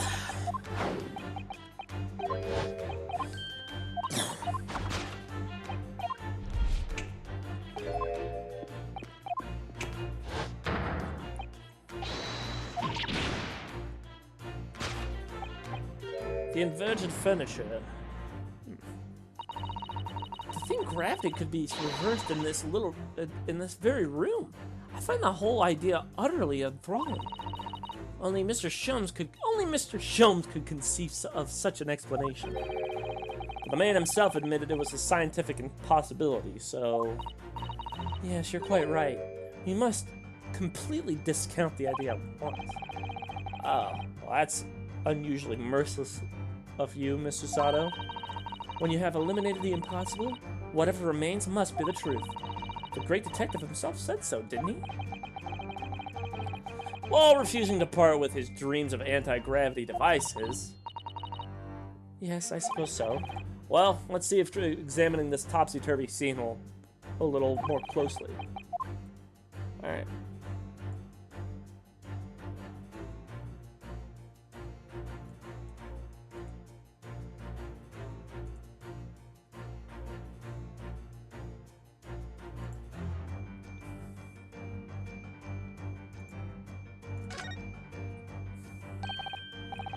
Well, I wasn't expecting to find a pretty bunch of flowers in here, that's for sure. Ah, look at that. I know. That slender little vase looks like it's about to topple over at any moment, but the flowers are thriving. Somehow, it makes you think of the fragility of life, wouldn't you say? To be honest, Mr. Naruhodo, something else about it made a rather deeper impression on me. Take that!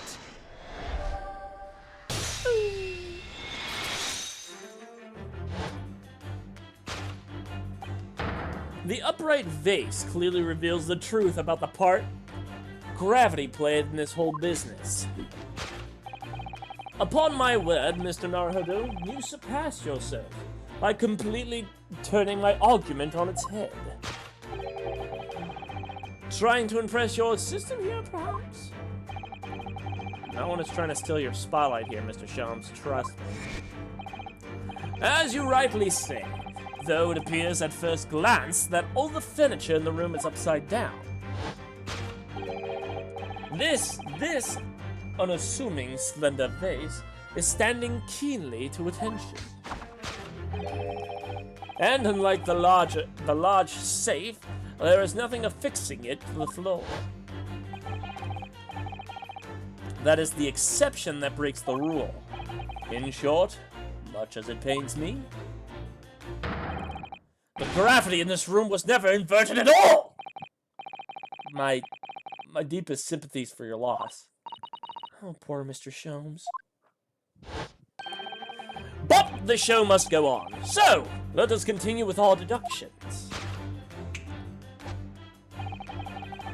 Now that we know this contrivance is not in fact a anti-gravity device, there remains but one other possibility. You don't say. Someone deliberately turned every piece of furniture in here. Which might sound obvious, but leaves one mystery very much unsolved. Namely, why would anyone choose to do that? Quite. And naturally, there is an explanation. Yes. The reason why everything has been turned upside down is because of the anti-gravity device. He's absolutely determined that this device has something to do with it, isn't he? I'm afraid the lure of an exciting scientific explanation is too strong. Well, there's no doubt that someone did this. Somebody turned all this furniture over. So whoever did it must have had a reason. I'm afraid nothing comes to mind at all, though. Well, let's look around and see if we can find the answer.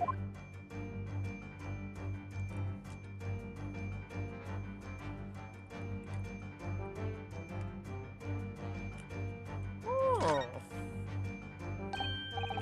Look! There's something written on the underside of this charm chair. Oh, yes. Safe 432582. Safe?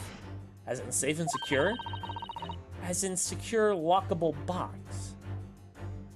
I think. Minimally more likely. Okay. Take that!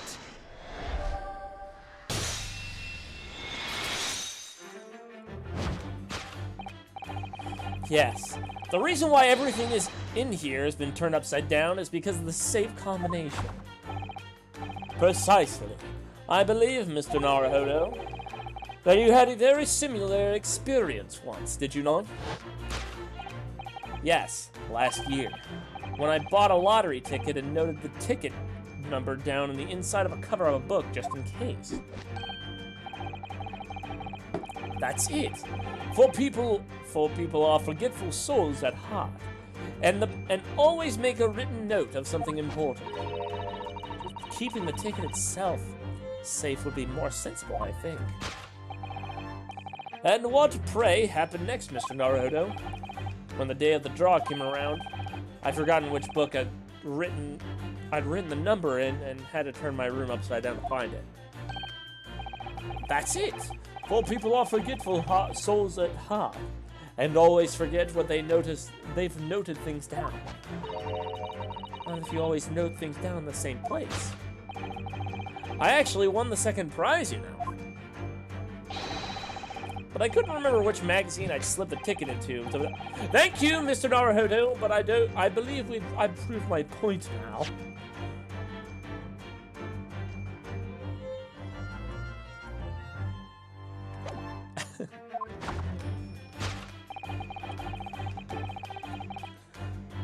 Which is that a very similar scenario has clearly unfolded in this room. Finding himself requiring access to the safe, the occupant of this room needed the combination code. He remembered that he'd written it on the other side of a piece of furniture but forgot which one, leading to the state in which we now find the room. Yes, Mr. Drebber overturned all the furniture in here in a desperate hurry to locate the combination code that would unlock the safe.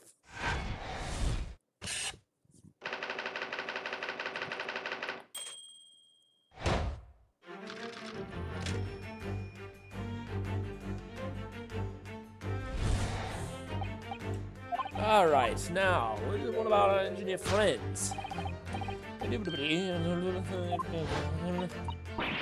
could there be footprints on the ceiling? The reason is because it's a nearby skylight. Well, if a change in the direction of gravity can't explain it, then how did those footprints get there? Yes, I feel as though that particular mystery has just become even more hard to solve. I can't think of any other way to explain it at all. Ooh, life was so much simpler in those Halcyon days when gravity could be reversed. It was minutes ago, and those Halcyon days never existed in the first place. Well, I suppose we must simply put our faith in Mr. Sholmes and observe the area in more detail. Putting our faith in Mr. Sholmes is what gets us in these situations in the first place.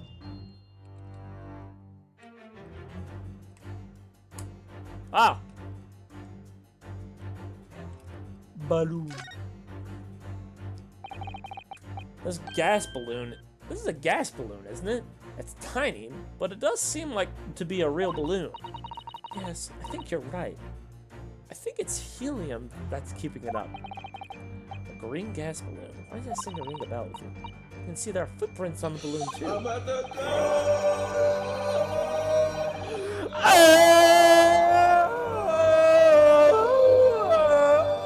Thank you. Not sure what it tells us.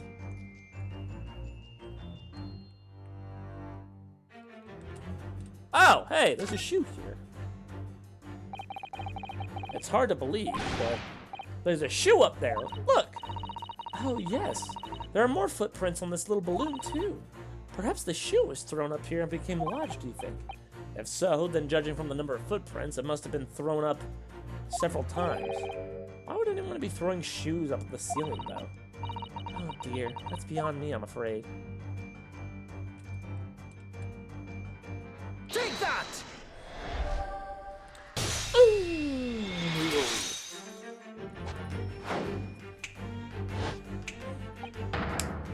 The reason there are footprints on the ceiling is because of the nearby shoe.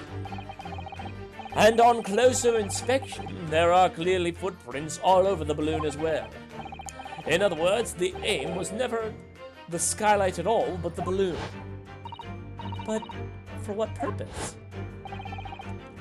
A green balloon. That seems somewhat familiar data. It was a piece of green balloon. It was a piece of green balloon's envelope that Mr. Naruhodo and Iris found at the scene.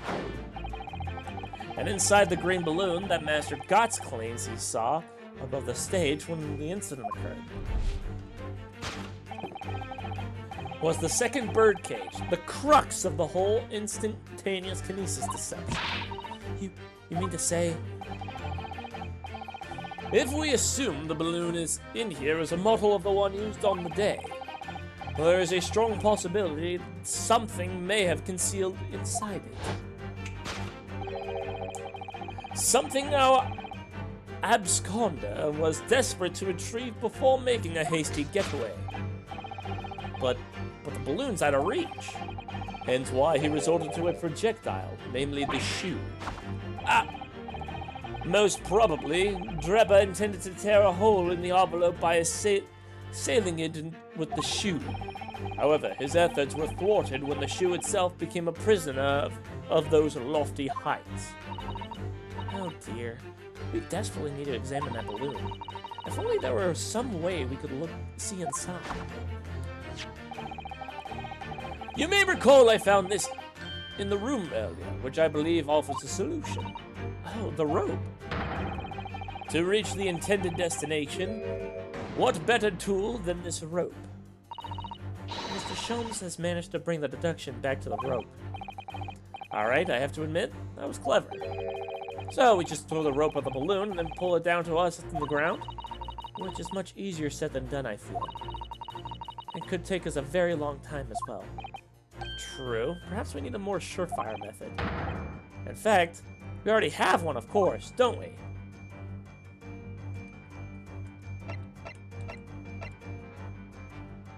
Take that!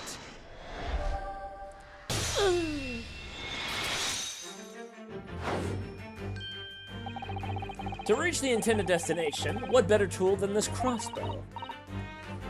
That was found at the scene, in fact. And in all likelihood belongs to Mr. Drebber. If the man had only brought it away with him that day, he could have avoided losing a shoe at such a critical time at this.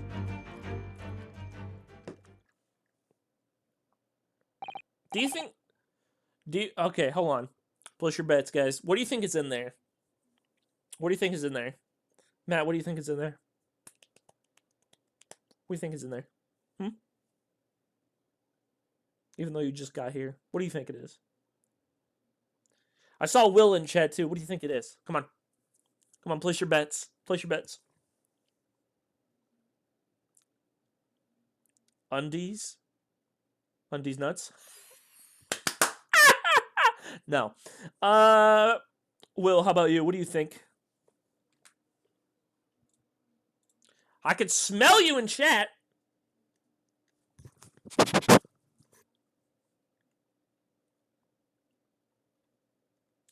I'm willing to bet what's inside that balloon is the professor's head.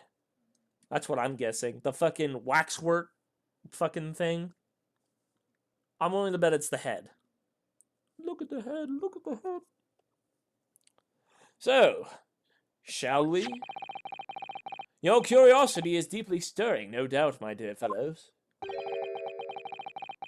What is that Enoch Drebber What is it that Enoch Drebber has hidden inside that balloon?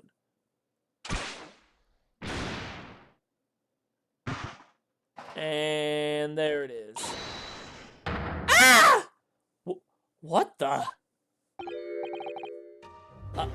A waxwork? Indeed it is. A waxwork head inside a metal mask.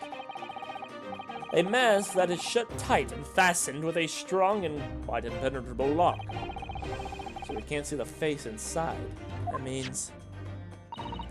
Just a moment, this is the head of the waxwork. This is the head of a waxwork model? Does that mean... Oh, goodness!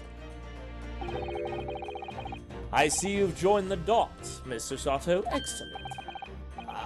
Of course, a headless waxwork model. The case of the abducted Madame Tuspel's model that you'd largely solved. It was only the head of the killer that was still missing. Indeed it was.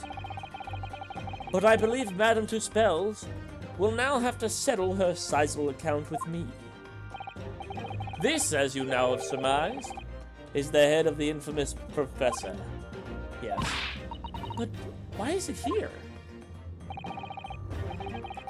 This conclusively confirms my suspicions. The man responsible for stealing the professor from Madame Tuspells and returning it, sans tweet, earlier today was none other than an Octoreba. It's incredible. Professor Hairbrain's case and the waxwork abductions they're inextricably linked by an Octoreba's workshop.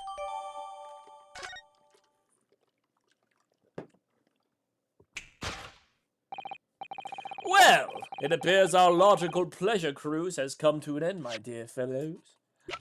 I'm going to examine the fucking head.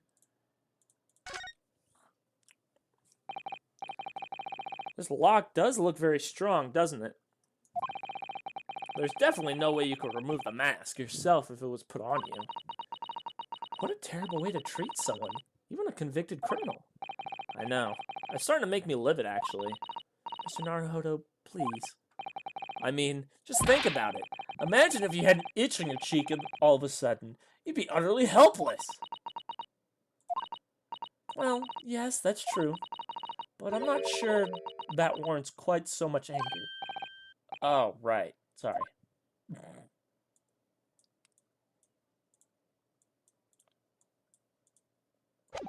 Okay.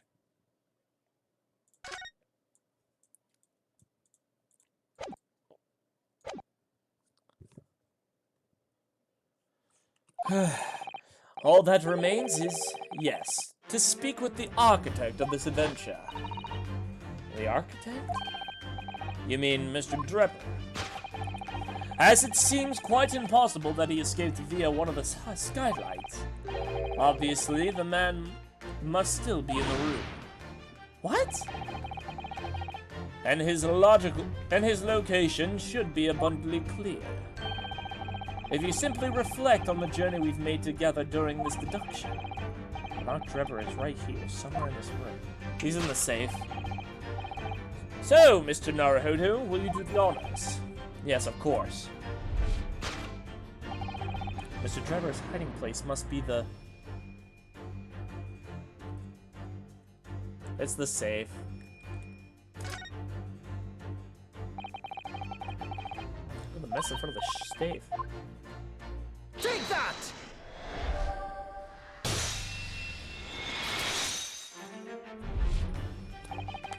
Before we gain access to this room, we heard noises from in here. Which tells us that the engineer was still in the building at that point in time.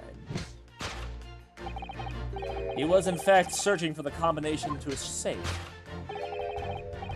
He pressed for time, made no attempt to right the furniture he had overturned in the process, from which we can deduce that his search for the combination happened very recently indeed. In summary, Mr. Octoreba,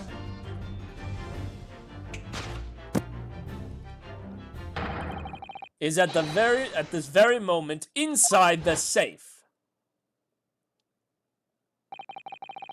Thus concludes Sherlock Holmes' great deduction of this topsy-turvy puzzle.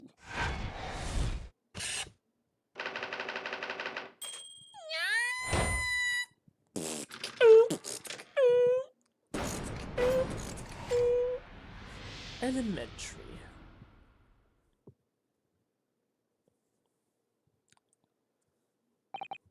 So, Mr. Naruhodo, I think perhaps it's time we ended this game of hide-and-seek, don't you?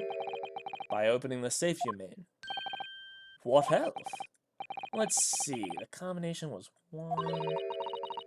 1432582. I knew that! Alright then, here goes.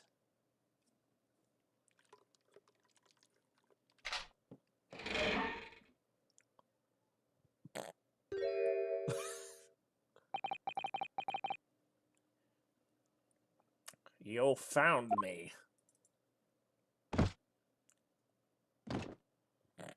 my god, is that a metal hand? What is that?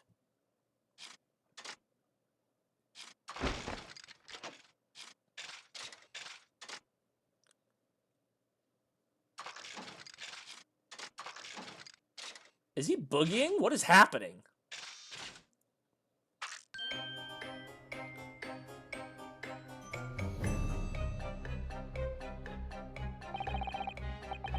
Right then, sir. Mr. Enoch Dreba, I presume.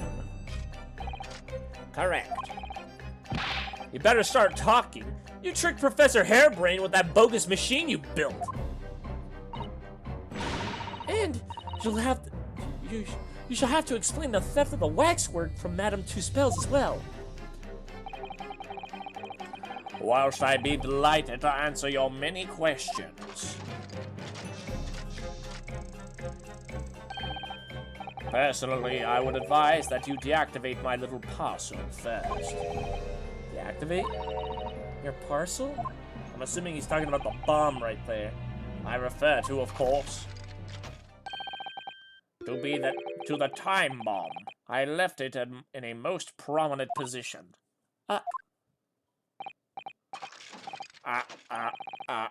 I see. Stunned silence. You're all gearing up to die with me, then. No!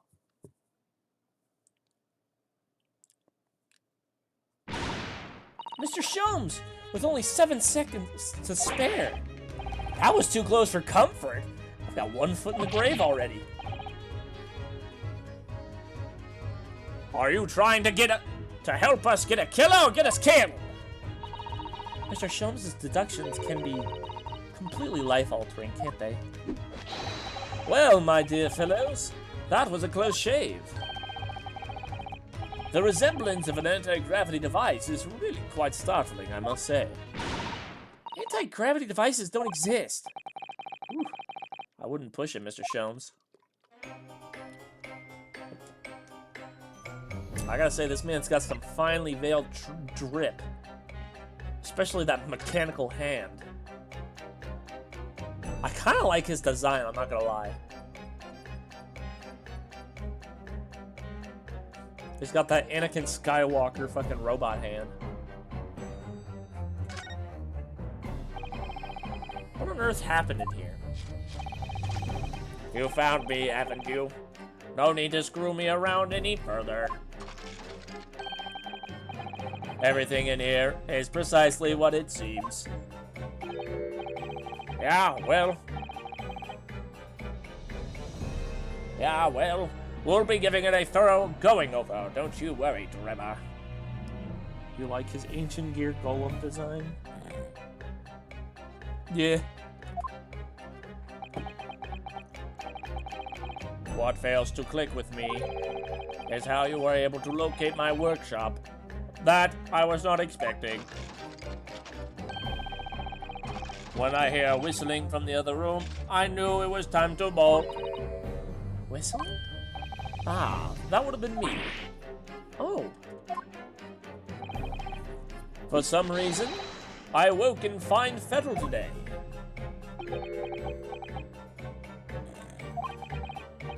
No words, just tightly squeezed chips. Clearly, I must have a screw loose. Well, as I couldn't remember the combination for the safe. And another one loose, as I couldn't remember on which piece of furniture I'd written down. We also found a rope over by the wall. Yes, I'd hoped to exit through the skylight, but sadly, the rope was too short. So, I then set about searching for the combination code to open the safe. And burning the incriminating blueprints, don't forget. Regrettably, though, you failed to retrieve the head from the balloon among the rafters. And after that, you hid yourself in the safe, having first set this parcel ticking. Well, I had no intention of being nailed by the police.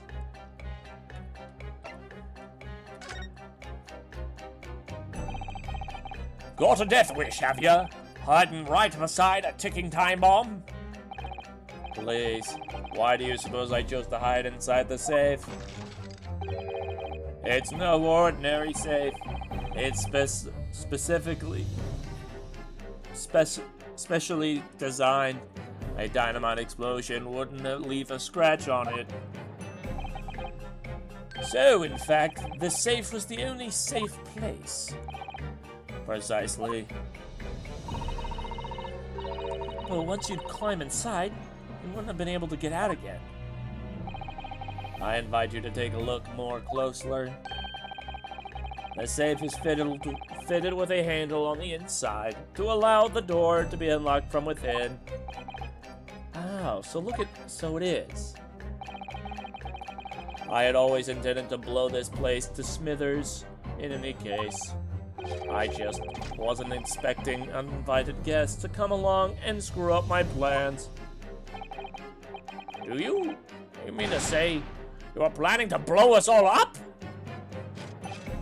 No, that was unforeseen. What do you mean?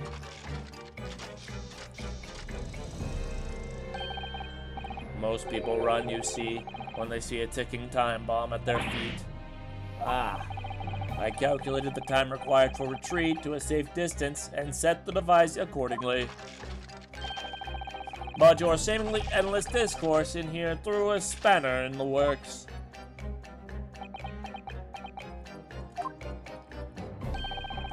Is something wrong, Gregson? Do I have something on my face? Besides the usual eyes, ears, nose, and mouth.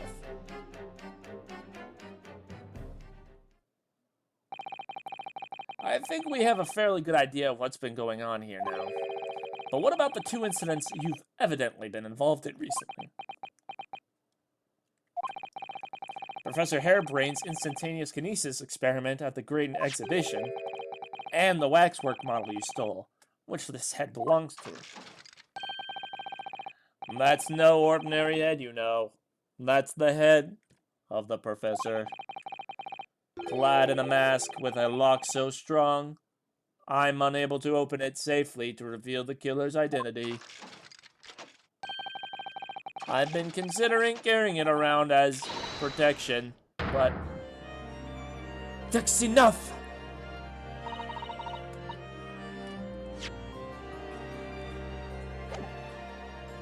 What is going on here, Gregson?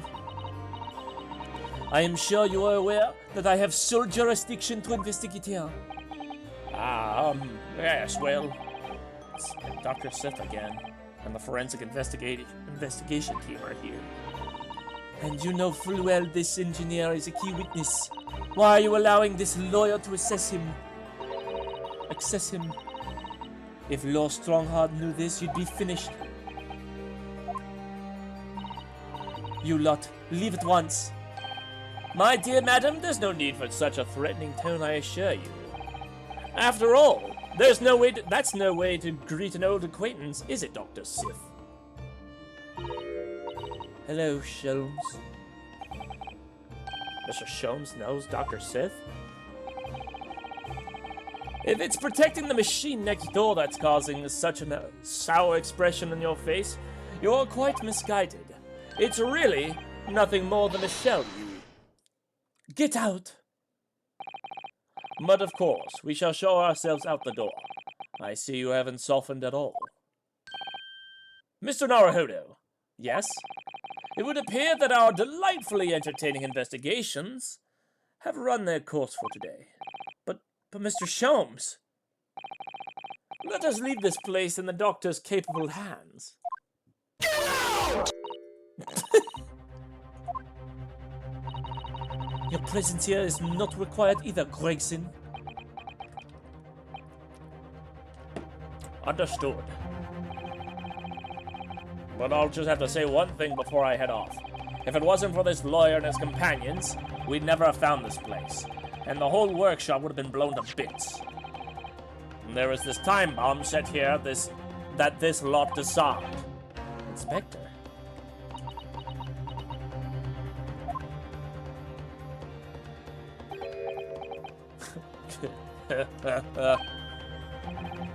Something giving you the chuckle, has it, Drebber?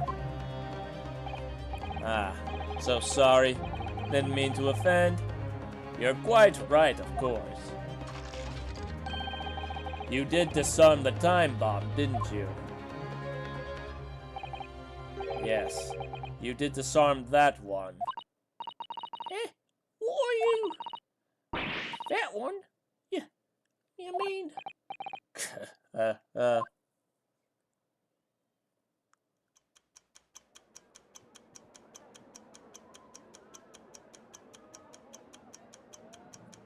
Oh.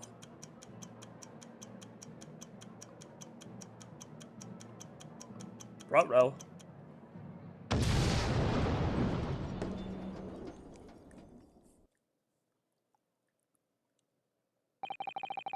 It was an hour later that we heard the news.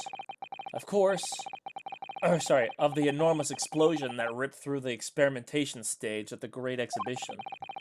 Professor Harebrain's invention and all of its secrets were blown away forever.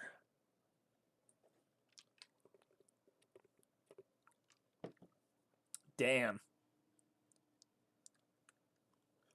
Damn, he tried to cover his ass well.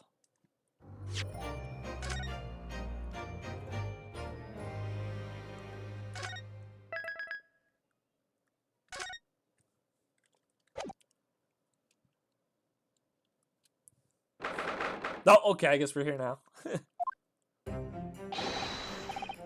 Good morning to you, Mr. Naruhodo. Ah, good morning, Professor. Ready for today's proceedings? I hope so. I should be. Even I, with nothing left to. Good morning, my dear fellows. Oh, Mr. Sholmes, you're here. Why, naturally. A true gentleman stands shoulder to shoulder with his friends in battle at all times. Thank you. I really appreciate it. I'll see you later then. Now, Professor, we really need you to remain calm in the courtroom today. Yes, do try your hardest not to enter the witness stand uninvited again. Yes, I will. I realize it was a mistake, but My dear fellows, I must interject. Oh, you're still here, Mr. Sholmes? What's the matter? Surely you've overlooked some praise, have you not? To be cast in my direction, Is it because you actually woke up at a decent time? Pretty gamer. Sorry? I don't follow. Must I spell it out? I, the great Herlock Sholmes, the great detective of worldwide acclamation, arose at an ungodly hour to hear now. First thing in the morning. A miracle, you must agree. Well, if I must agree, then... As you know, my sleep is quite impregnable. Iris had to employ her full gamut of tactics. She pulled the covers off, shook me, poked both my cheeks, punched me, kicked me out from the bed. Damn, she needed to do all that to wake you up? Bro was the honk shoe king. Then she poured boiling cup of her latest experimental blend on my face, and at last I was bested. Shit. She poured boiling tea on your face? That's gotta fucking hurt. Oh my, Iris has been busy. Iris doesn't have it in her to go that far. She's too nice. I sense the spirit of a fellow scientist, one who relishes the infinite possibilities of blending tea. I'm the one worthy of praise here, not Iris. This was my victory. Sorry to cut in. Oh, Inspector Gregson. Good morning. Gregson, my dear fellow. Why the grim expression at this delightfully early hour? Oh, I don't know. Maybe because I've been confronted with a grimmer expression, eh? Dear me. Are you going to take that insult lying down, Professor? What? I don't know! Poor Professor. Anyway, here's the paperwork you asked for. What paperwork? I took the liberty of requesting it yesterday. I have a feeling it may prove useful. You wouldn't believe the hoops I had to jump through to get this brought out of the archives. It's the professor's autopsy report. That mass murderers? Who killed 5 members of the aristocracy? He was found guilty in a closed trial 10 years ago now. It was all done under wraps. And he was quickly executed soon after the trial. It's all in here. Cool. I don't know what to say. Thank you, Professor. Or Inspector. Alright, let's see. Condemned prisoner. Redacted for confidentiality. Pseudonym the Professor. Death by hanging confirmed at midnight, 17th of June. Courtney Stevens. Wow, this really...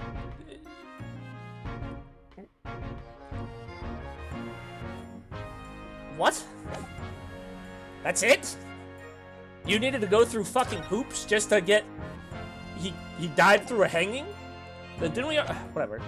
Maybe the time and place... Maybe the time of date or the person who wrote it might be of interest. I don't know.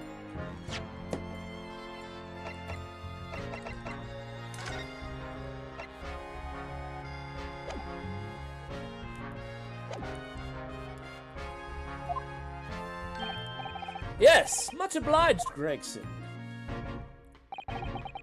Us lowly lot of the art are just doing what we can. In the shadow of the great Detective Sholmes, of course.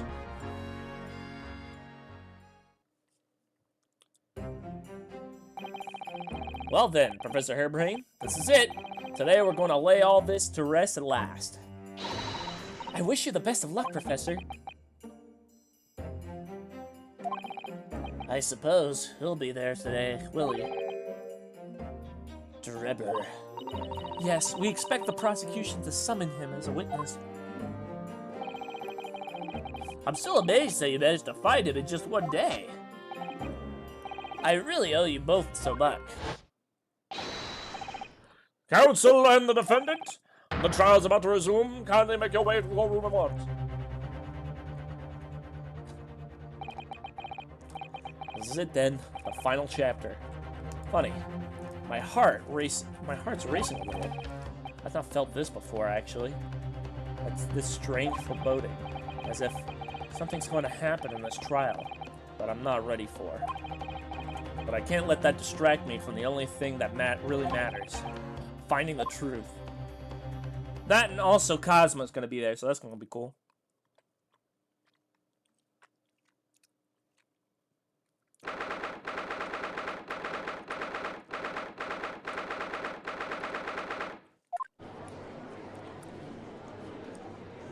Oh, there he is. In the name of Her Majesty the Queen, I hereby declare this court to be in session. We resume the public hearing of Albert Hairbrain, here present, who stands accused of murder. Are the counsels for the prosecution and defense ready to proceed?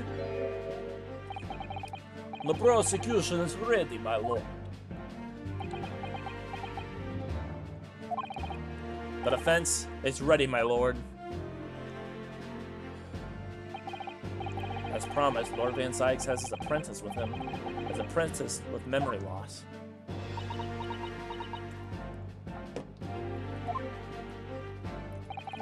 If I may, Lord Van Sykes. Yes, my lord. There appears to be someone standing at your side. Ah, yes, my apprentice and assistant. The prosecution believes today's proceedings will see the complexity of this case rise considerably. Okay. I therefore instructed my assistant to attend to ensure the smooth running of the trial. The smooth running of the liquid refreshments by the look of it. The way he holds himself, the way he moves, couldn't be anyone else. But he's still suffering from amnesia, so there's really nothing we can do at the moment. I know, but this is so very hard. It would appear the prosecution has done a fine job in responding to the demands of the court made yesterday. I understand you have successfully secured the engineer who disappeared from the scene on the day of the question. Yes, my lord. I intend to call him as a witness shortly. Very good, very good. Now then, ladies and gentlemen of the jury, who have been chosen at random to represent the will of the people in this courtroom today? Are you ready and willing to proceed?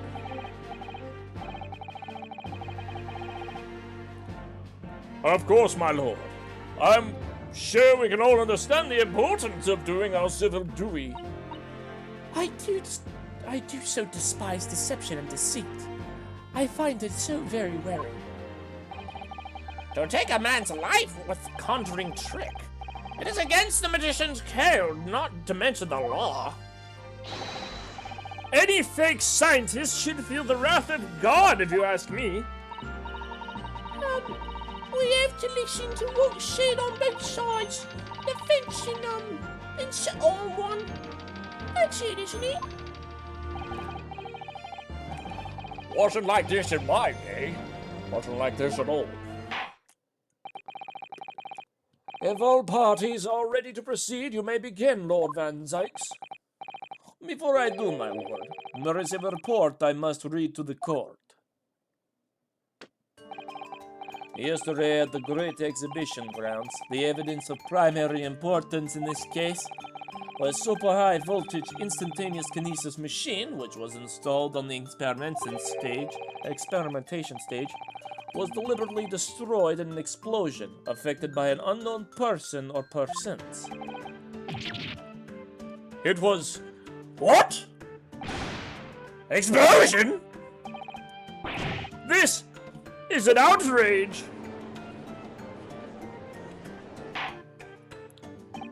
Yes, I heard this grave news yesterday. Scotland Yard submitted a report to my office in the evening. I read that the machine was blasted to smithers, and the wreckage reduced to ashes in the flames. I have here a photographic print of the scene, taken in the wake of the explosion. It shows what little remains of the machine. Yes, a terrible business. He did it to destroy the evidence, did he? That knocked Drebber. The court will take this print as evidence, counsel. Well, you kind of noticed how, like, the bottom of the thing is just wide open. So, it's pretty poggers. Late yesterday afternoon, the protection afforded to the machine by the Special Dispensation for Scientific Equipment Act was revoked. However, because a thorough investigation could begin, the invention was obliterated from existence. As such, this will become a very different trial.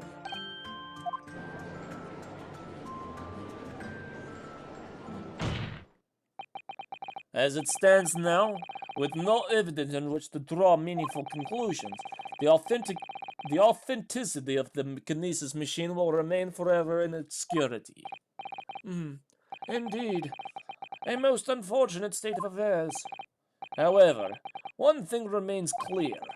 The victim's death was a result of the actions of the accused. Of that we can be certain. For it was the accused himself who was operating the machine and ultimately caused this loss of control. Objection!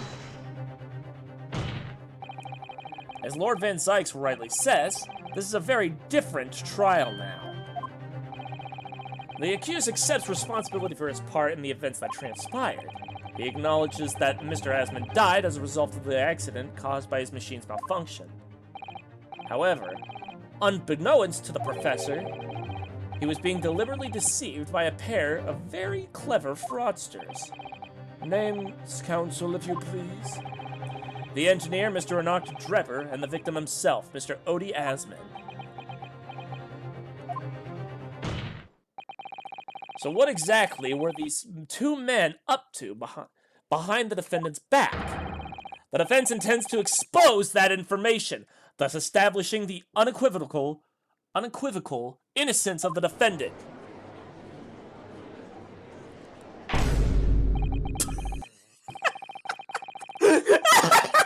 That was perfect timing. What the fuck? Holy shit. Matt, you're going crazy with these sounds, bro. Fuck. Thank you, counsels. The positions of the prosecution and defense have been clearly stated. Lord Van Zykes, summon your first witness, please. At once, my lord. The prosecution calls the engineer, Mr. Enoch Dreber, to the stand. Oh, wow, we're just going right in, are we? Okay.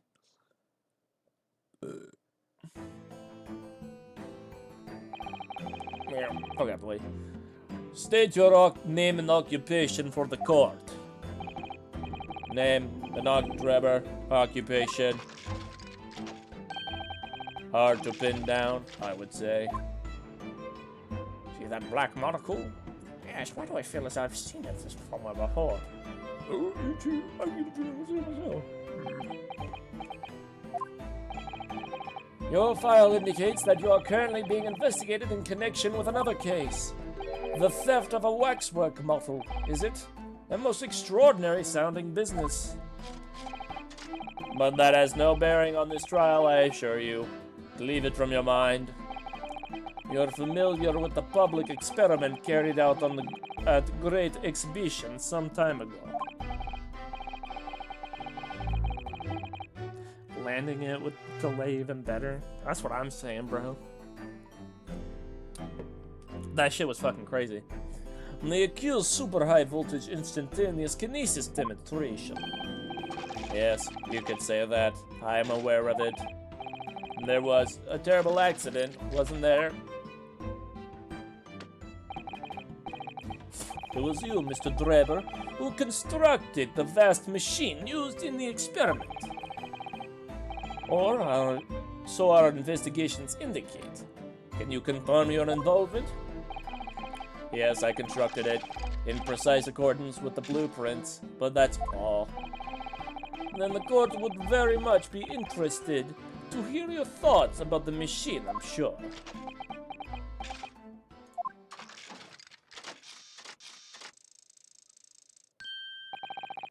An amazing device, if you ask me. The pinnacle of modern science, making instantaneous kinesis a reality at last. What? Good gracious! Do you mean to say that the experiment was a bona fide? Is that your belief, sir? Yes, that was very much my belief. Such a waste that it blew up. Objection! Well, we've already established the machine was nothing more than a prop for an elaborate conjuring trick. You've established nothing of the sort. All that was shown during yesterday's proceedings is that the outcome could have been produced by means of staged trickery. The defense merely proposed a method and demonstrated its feasibility, nothing more. But... We've procrastinated long enough, I feel. Witness, you will now give your formal testimony about the machine that you constructed for the purpose of the demonstration at the Great Exhibition. Understood.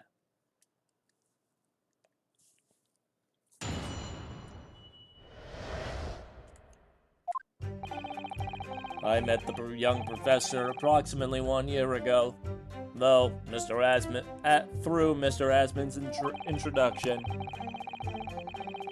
He provided me with the blueprints, and I constructed the machine to his precise specifications. It was no trick. If the whole show was a fraud, it would have required a body double.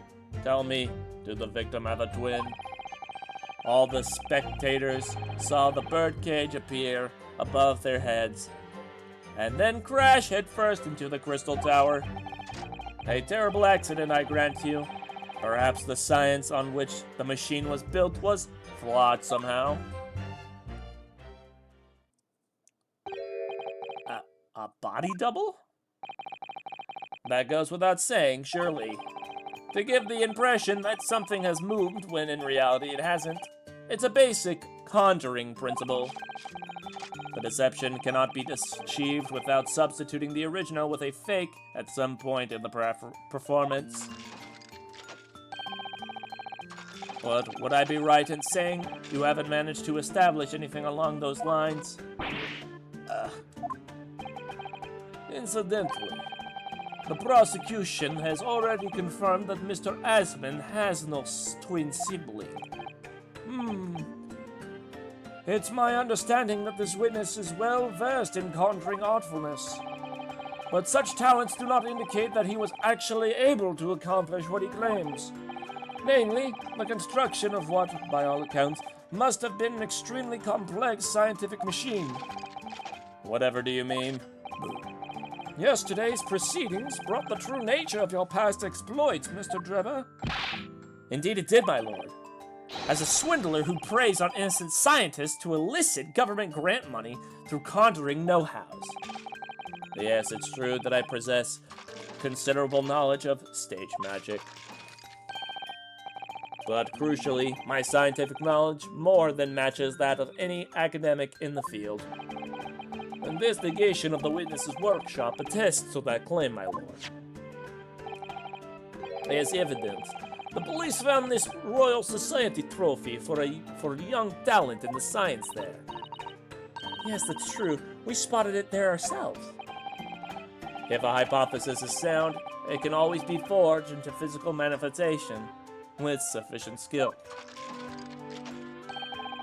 Though, I may have been sold the secrets of some deceptive wiles to sniveling, countless scientists in the past. Would you therefore assert that the explosion of the machine was an unfortunate accident, or, of course, a deliberate act of murder carried by the misuse of the science?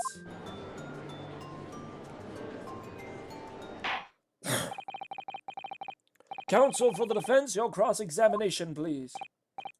Yes, my lord.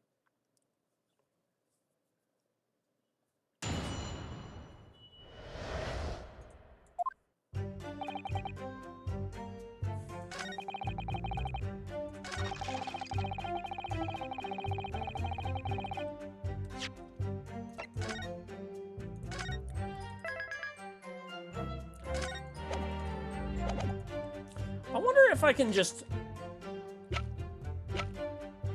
Objection! Nah. Alright. I just want to test and see if that would work.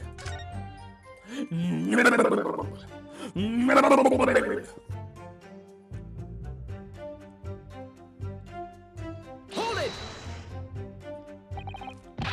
Of course, that's it! Mr. Asman was a twin! What? Objection! Perhaps my learned friend wasn't listening earlier. Mr. Asman has no twin siblings. No, I heard you before, but the thread of hope hadn't quite left me. The demonstration could have been a trick if there was somebody who looked sufficiently like the victim. But Dr. Sith absolutely ruled that out as a possibility. It is beyond question that the victim himself, Mr. Asman, did move from the stage to the Crystal Tower. Fingerprints found at the scene attest to the fact. So it can't have been orchestrated using someone who looked identical to Mr. Asman then. What are you thinking, Mr. Naruhodo? Oh, no, nothing. Just the idea of someone who looked identical to the victim is playing in my mind.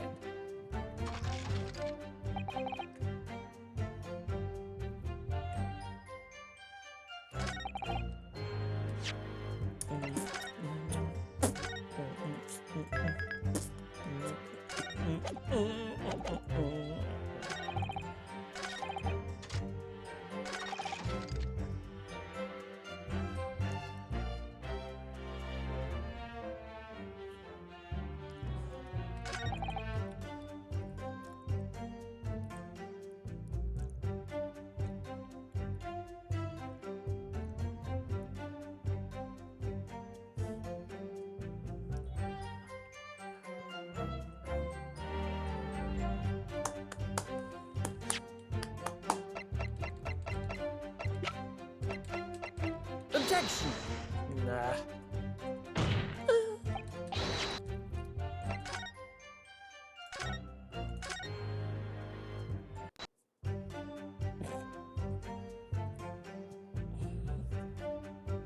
I guess let's just press all the things. Hold it! So you were already acquainted with Mr. Asman himself? Not really. By chance, I'd seen his name mentioned in the papers, that's all. But I had no interest in his private affairs. If he was an unscrumptious investor, it was no concern of mine. As long as people pay their bills, I'd take up my tools and construct what they ask for. So why did Mr. Asman approach you in particular, then? Who can say? I presume because my name is associated with excellence in engineering. Not to mention the excellence in fraud.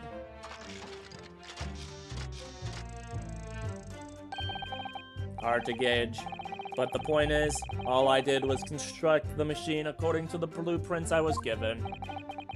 In other words, the Kinesis machine was built on solid scientific principles. Yes, you might say that. Professor Harebrained certainly has a mind like no other. Hold it! It's clear that you both have scientific knowledge and knowledge of conjuring magic, however. The more knowledge you have, the better equipped you are to handle whatever comes along. But your implications is that I furnished the machine with some trickery, I think. It's a possibility that we have to explore. Unfortunately, though, the machine has been blown to Kingdom Come. So there's really nothing left to explore, is there? It appears the Kinesis machine was fitted with a time explosion of some kind. And there's nothing left of that device either. Not a single shred of evidence remaining, I hear. Must have planned all this from the outset. But, in any case, it's abundantly clear that the experiment couldn't have been a trick.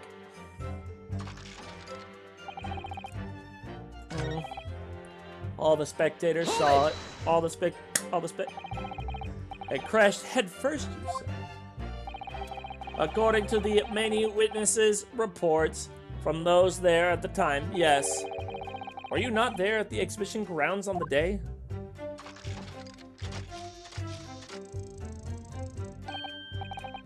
Unlikely. I rarely leave my workshop.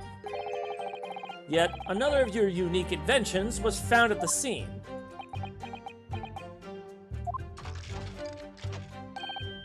Well, it was the unveiling of a machine I'd labored over for many months.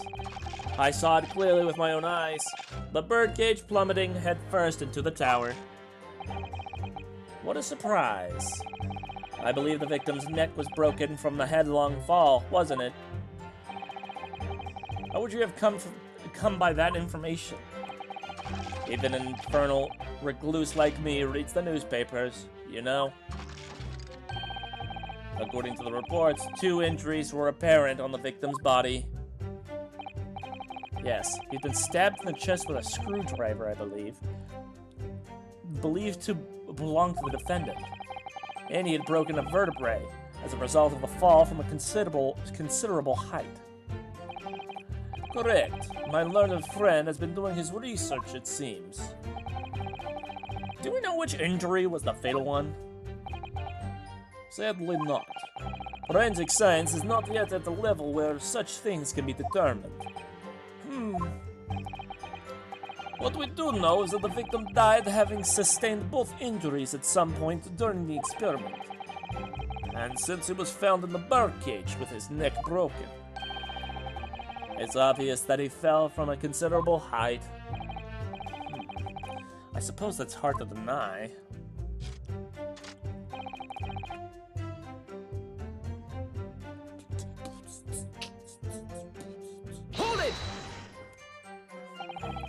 So, you understood the science, did you? Not in the slightest. Oh, right. As I've said a number of times, I'm an engineer. My job is to manufacture according to the blueprints I'm given. I would be inviting manifold problems if I foolishly allowed my brain to digest the ideas behind them. I could be accused of stealing those ideas, for example. But how is it possible to construct a machine without really understanding the principles it relies on?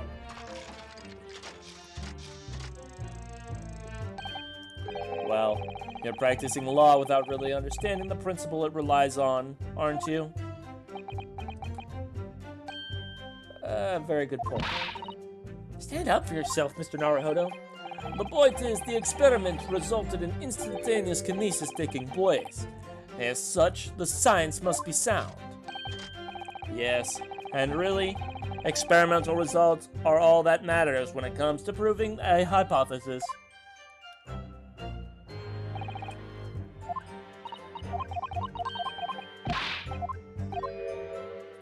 Okay, so we looked at all the things.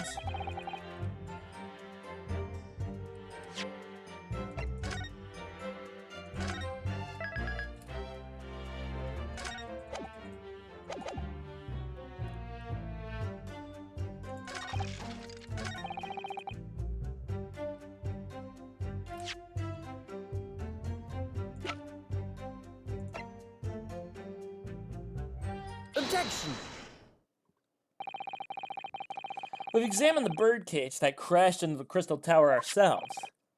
As you can see, the cage, which is a wooden construction, has sustained damage in one particular spot. Following the explosion, it fell some 30 feet into the glass of the Crystal Tower. That level of damage is to be expected, surely. I agree. The damage itself is entirely understandable.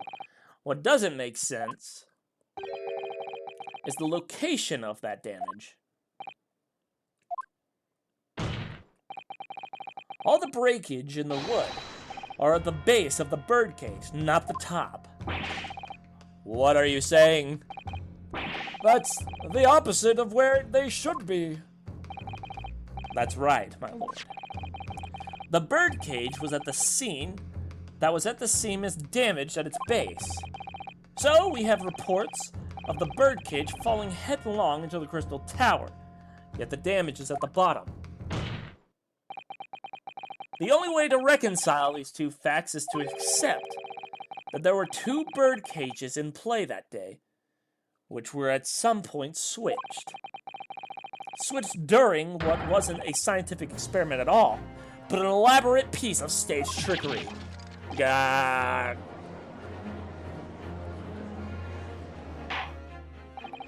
Good gracious!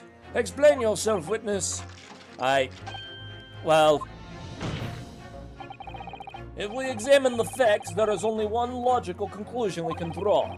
The damage at the base of the birdcage clearly indicates that it crashed tail first into the tower. But multiple witnesses reports claim it fell head first. The birdcage materialized in the sky next to a balloon flying over the stage, following a spontaneous explosion at an altitude of some 30 feet above the ground level, which is approximately 18 meters. It then proceeded to fall some 30 feet into the Crystal Tower in ensuing deflagration. Witness reports amid such chaos are notoriously unreliable. And yet, that was your evidence. What the fuck? These were the witnesses you brought up! What the fuck? Objection! But the victim's neck was broken. He plummeted 30 feet inside the heavy wooden cage. However he fell, it would be unsurprising to find one or more of his vertebrae crushed.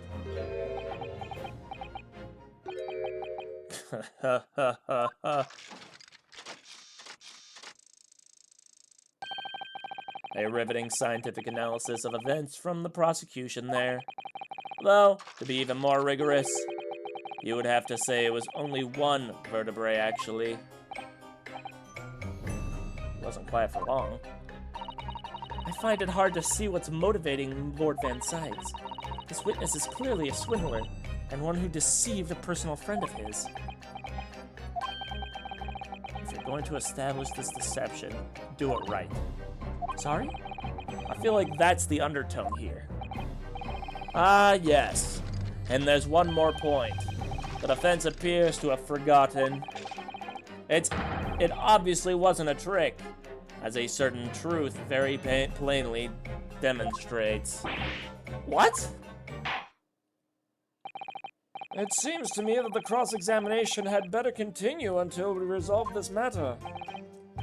Mr. Draper, you will amend your testimony with details of this truth. Of course, we must treat the matter scientifically, after all. Ugh, I nearly had him there.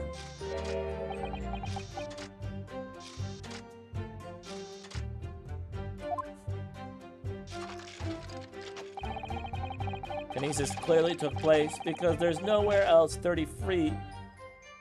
There's nowhere else 30 feet high for the birdcage to have fallen from. Are you sure?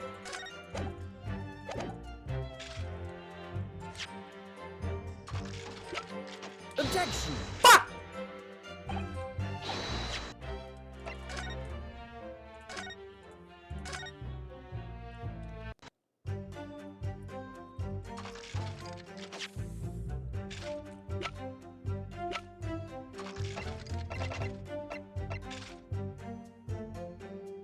Objection! No.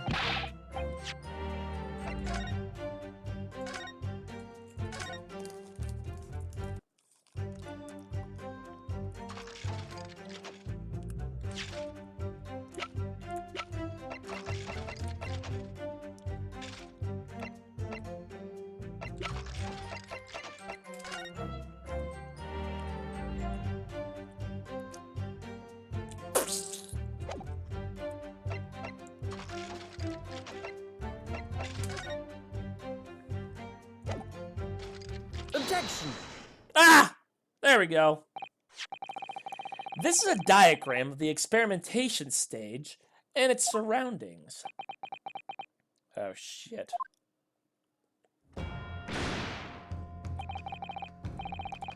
We know that somehow the birdcage appeared in midair before falling down into the Crystal Tower. A fall of about 30 feet, or 9 meters.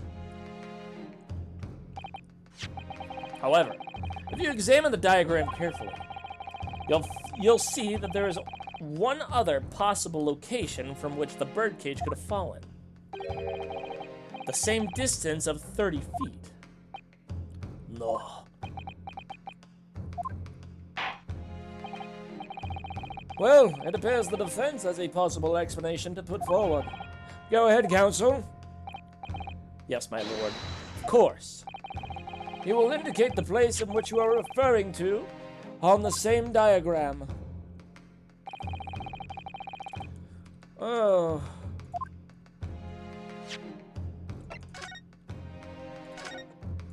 I already figured it out.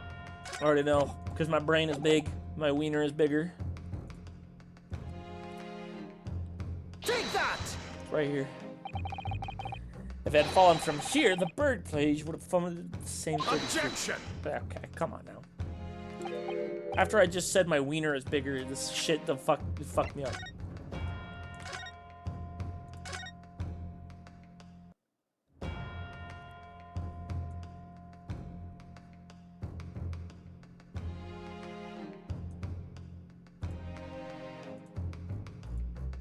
Take that! The place I'm referring to is here. Oh, okay, no, I was right. Never mind. I just looked at the wrong thing. But that's where the birdcage would have been to begin with. Which is exactly my point, my lord. Yes, the birdcage was in the machine on the stage. But what we must also consider is the height of the stage itself. Go on, Council.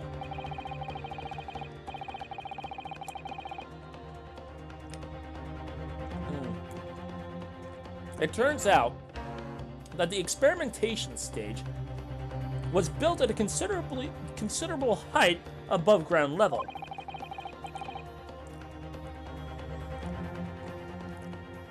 If you look at the diagram, in fact, you'll see it's about the same height above the ground as the balloon was above the crash site.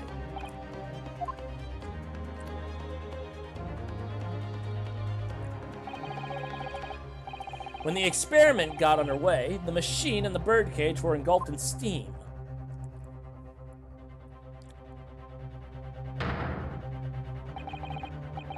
And at that moment, the floor of the stage gave way. And if I didn't get to read that. When the experiment got underway, the machine and the birdcage were engulfed in steam. At that moment, the floor of the stage gave way. And damn it, I just pressed the wrong button again. And if we assume there was to be a void underneath, this birdcage and the one seen by the audience would have fallen almost exactly the same distance.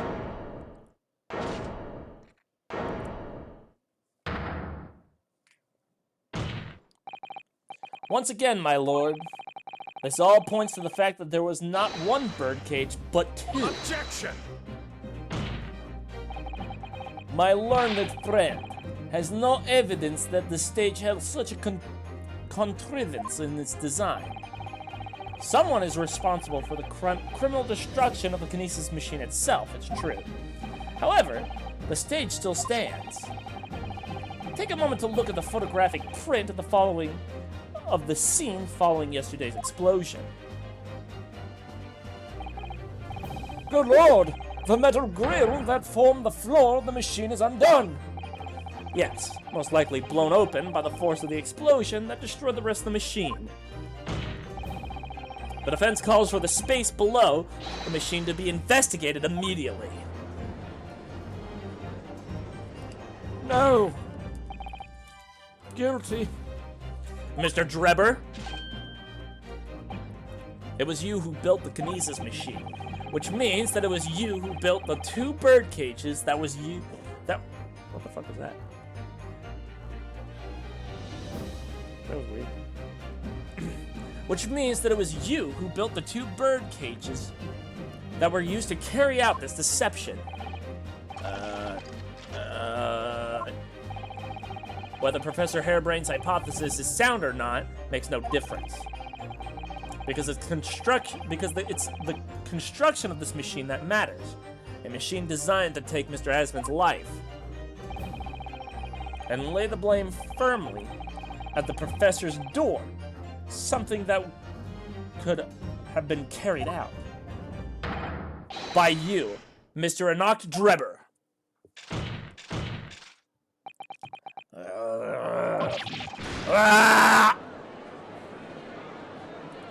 Objection!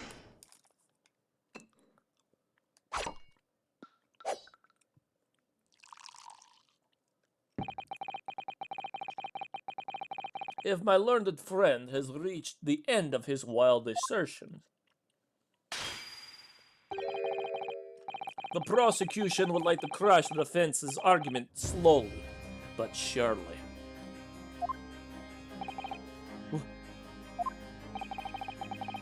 Your argument fails to hold water.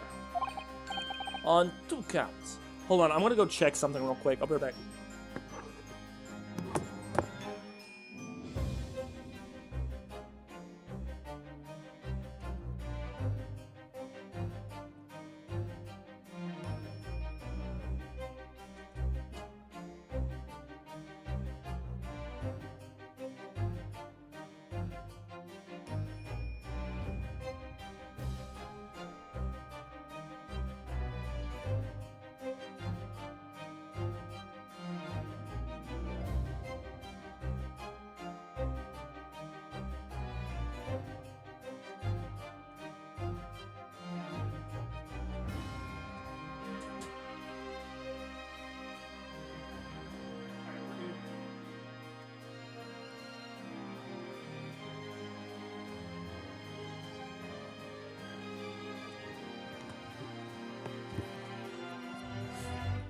Alright.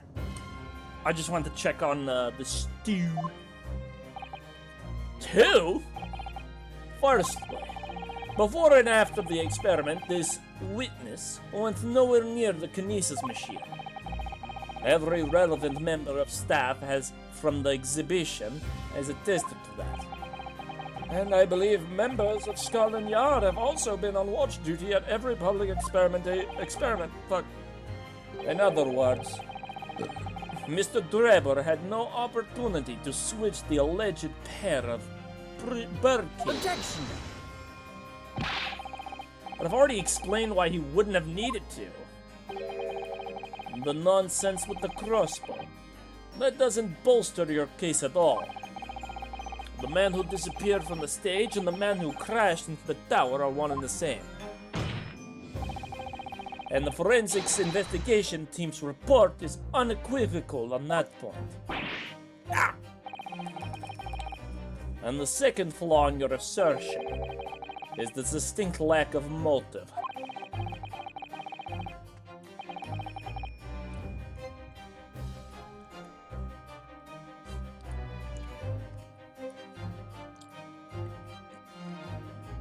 Why would this man have wanted to take the victim's life? He had no reason to. A motive?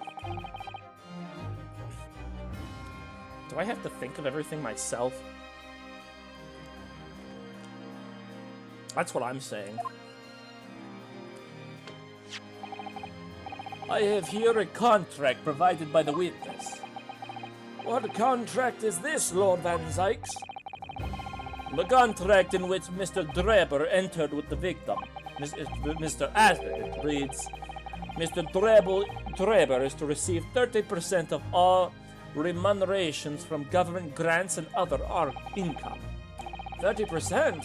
Certainly very favorable contractual conditions.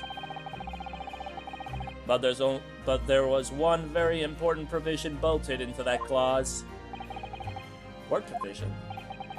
Mr. Drebber may only uphold his right on condition that both contracting parties are alive. In other words, if either of us were to die, the contract would be null and void.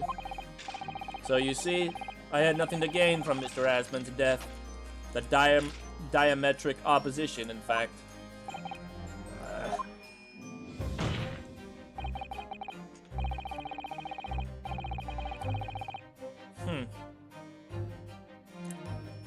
Interesting. Need I say more? The witness had neither an opportunity nor a reason to commit the alleged crime. In short, the possibility of Mr. Drebber having done as you suggest is a nil.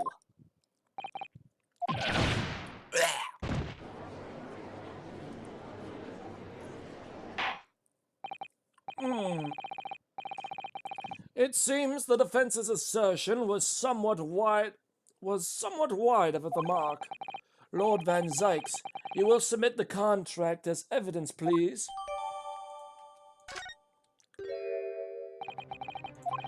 It's true. If Drebber had no opportunity to switch the birdcage under the stage with the one in the Crystal Tower, he couldn't have done it.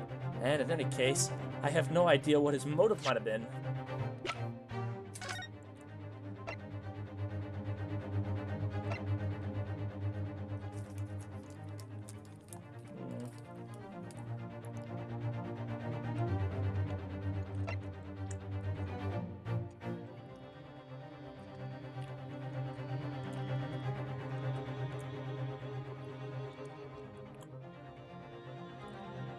You know, I have to admit, this sounds very deliberate. Why exactly does this last clause exist? If not for a fucking alibi or whatever you want to call it. I feel like this whole thing sounds like it's just him trying to cover his ass.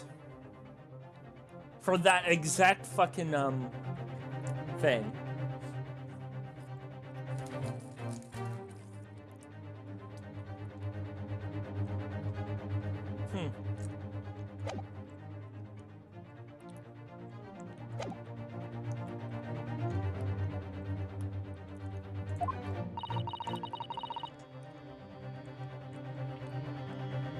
There is one aspect of your argument that still holds true, however.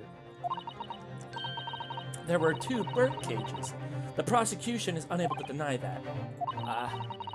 So I'm sure you're still on the right lines, Mr. Naruhodo. And I've no doubt that there are other aspects of your assertion that are undeniable truths too. Well, it would seem the defense has no rejoinder to offer.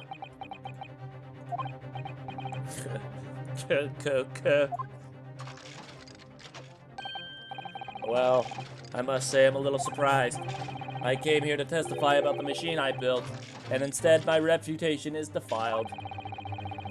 But the prosecution's counter has set the record straight, I think. It's impossible that I'm the culprit. Objection!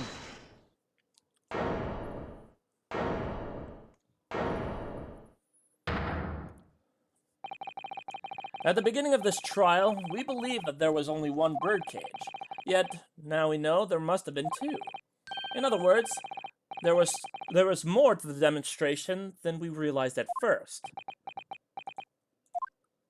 I think it's abundantly clear that the same applies to the culprit. Get to the point.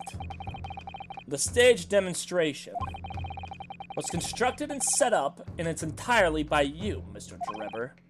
Therefore, it's inconceivable that you had no hand in the events that transpired.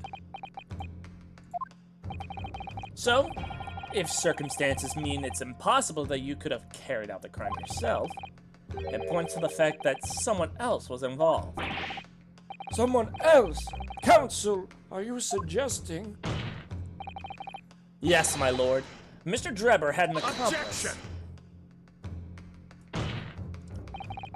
An accomplice now. Well then, I presume you're prepared for what's to come.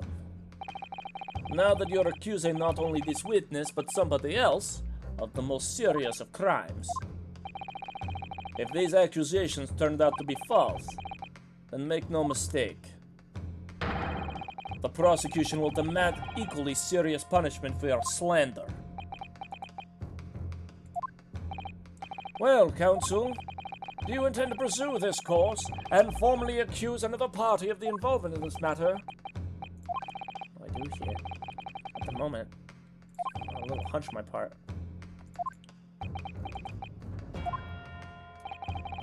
One way or another, though, I have to make my position clear as a lawyer. So, what's my stance gonna be?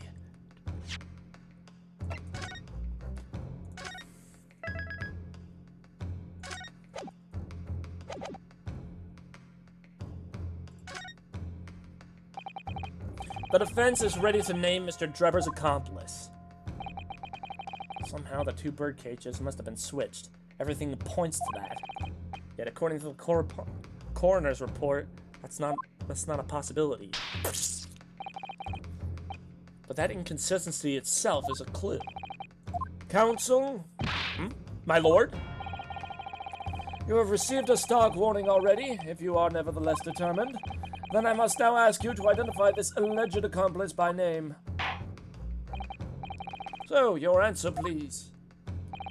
Who do you claim, who do you voodoo, bitch?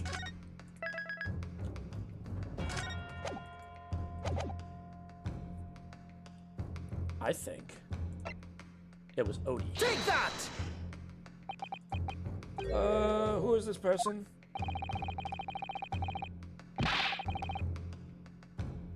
Surely say you don't. Someone intimately related to the crime, my lord, and someone you surely wouldn't say you don't know. Yes, thank you, I'm aware of that person, obviously, but on what basis do you claim felonious involvement? God damn it. He threatened him with his life.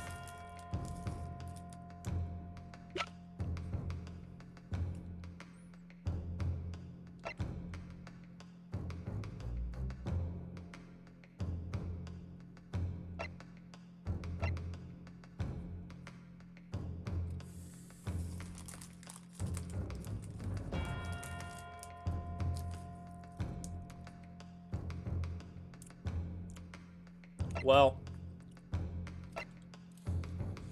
I'm gonna have to try several ones. So first we're gonna do...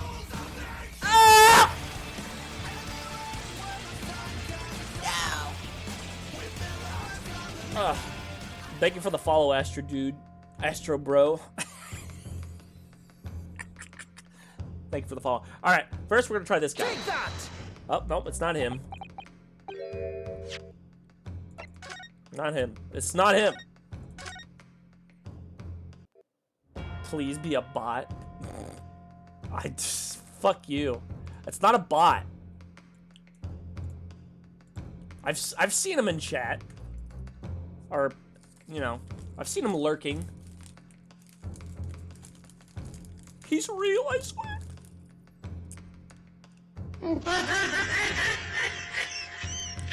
Yeah! All right.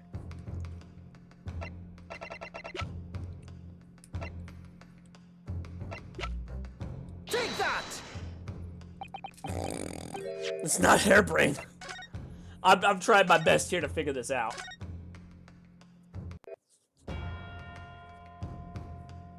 If it ain't Hairbrain, I don't think it's Child. Take that! What if it was her? Oh shit. See, now that was like the second person I thought, but I was like, eh. Well, third actually. But I was like, eh.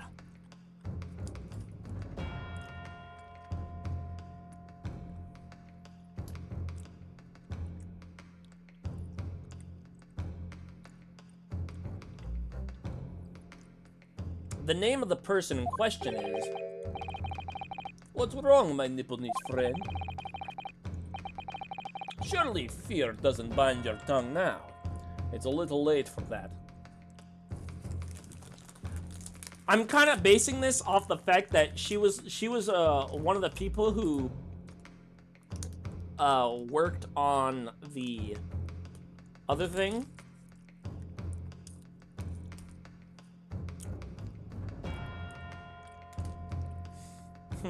So she fiddled around with like the first thing. So I'm kind of assuming she maybe like planted the bomb in there. And then second off, she was super adamant about literally everyone, including the inspector, leaving when we found fucking Robot Boy over here.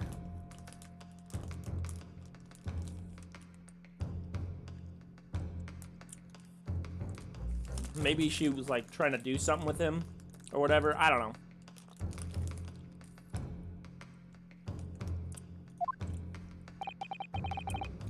Of course, I'm afraid. After all, naming her in this capacity is definitely going to make waves. A lot of waves. I could very well turn every single person in this courtroom against me. I'm sure it'll be all right, Mr. Naruhodo. Thank you, Mr. Sato. The enemy always appears larger than life, but you'll appear exactly the same to the enemy. I can hear your diabetes.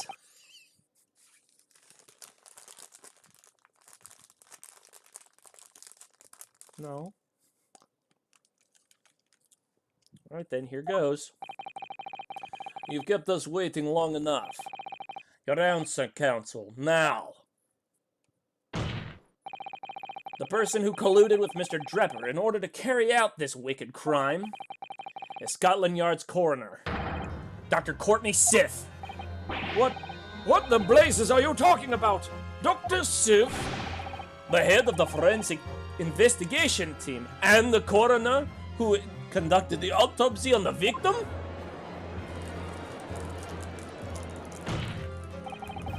We know there were 2 bird cages. So who could have carried out the switch to complete the illusion? The accident happened in front of a huge crowd of spectators, and the area was immediately sealed off. Then, everyone, police officers included, were banished to make way for the forensic investigation team. When else could the switch have occurred? It could only have been in the team's presence. It's essential that the court determines exactly what happened following the incident. The defense demands that Dr. Sith be summoned to the witness stand and wants to testify.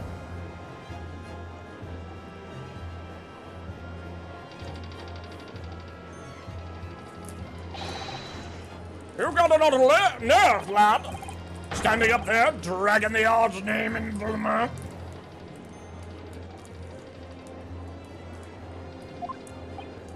I didn't mean to. I know that woman very well. There's no better dead room worker out there. How dare you call her a criminal?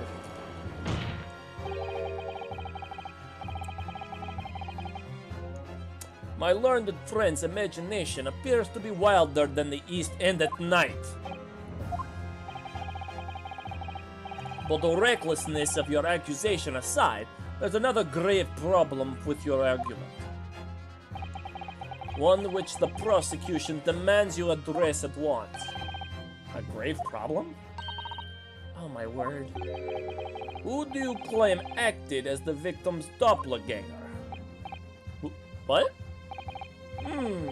Certainly, if the birdcage containing the body of the victim was exchanged for another, that cage must have contained a body. And yet, no missing persons or accidental deaths of anyone even remotely resembling the victim could have been reported. Which means there is no one dead or alive who could have fulfilled the role of the body double for Mr. Asman. That's true. My argument is that there's two bird cages, then there must have been one in each inside. I don't know if I got the answer to this. Do I? What can I do to reveal how this body stump was achieved?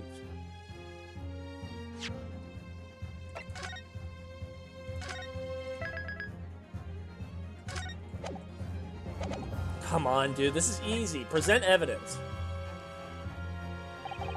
Very well. The defense will address my learned friend's concerns by presenting evidence that reveals the true nature of Mr. Asman's body double. Good gracious, evidence? I do hope this isn't filibustering. Filibustering, counsel. The court is expecting a name. Was expecting a name. If you think you have relevant evidence, present it now. The body double and the birdcage were hiding inside the balloon that was floating above the stage, which means that the witnesses would only have seen them from 60 feet away. Okay. Aha! Aha! The body double inside the birdcage was... Take that!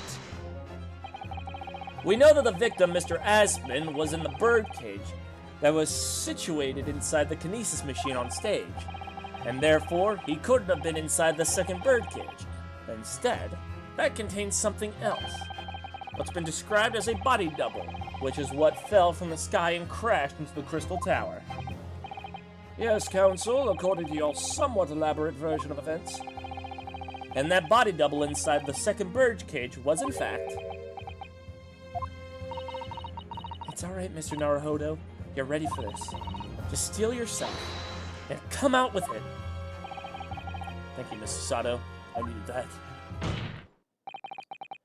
As I was saying, the body double inside the second birdcage was, as unbelievable as it may seem, that thing over there. Oh.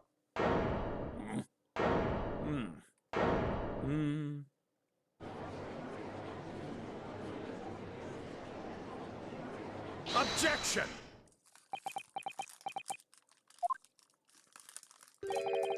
Open your eyes and look into mine, my nipple-knees friend. Now tell me, what are you playing at? Stand firm, Inosuke. This is the time to show your Japanese spirit. As the court will observe, this is a waxwork model. A model, in fact, of an infamous London murderer from 10 years ago, the Professor. Objection!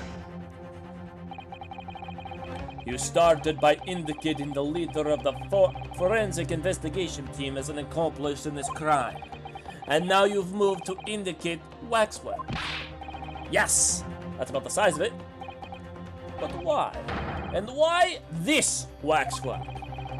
It looks nothing like the victim. In fact, it could hardly resemble him in any less. What possible justification can you give?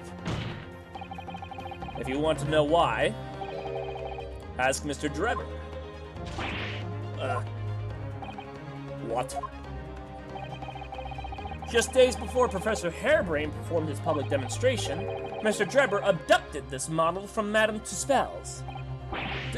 Did you say abducted? And 2 days after the incident at the Great Exhibition, he returned it to the museum.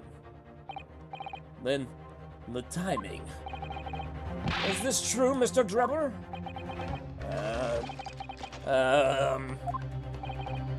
At first, I couldn't see why Mr. Drebber would have stolen the waxwork and given it back again.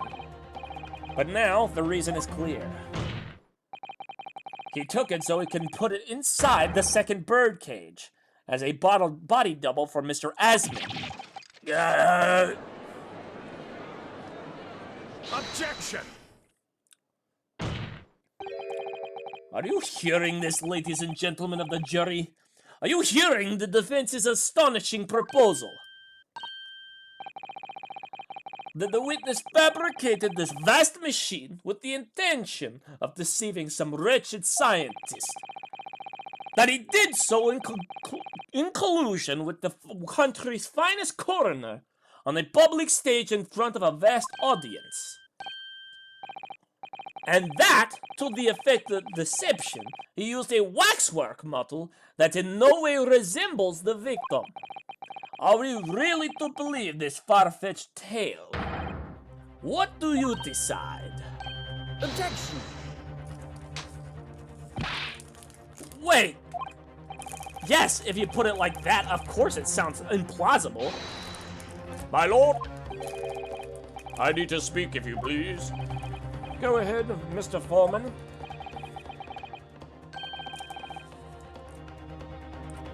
What? Myself and my colleagues have reached an agreement. Very good. In that case, ladies and gentlemen of the jury, you will state your leanings for the vote here. Guilty! Guilty! Guilty. Really? Guilty! Kill me! Really? This is where you find your fucking guilty verdict? Bro didn't even let me finish cooking.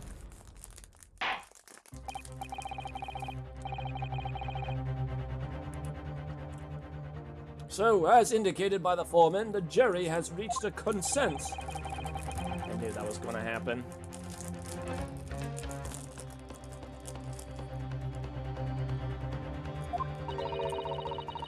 We shall get through this, Mr. Naruhodo, as we always do. And uncover some new truths along the way, I'm quite sure.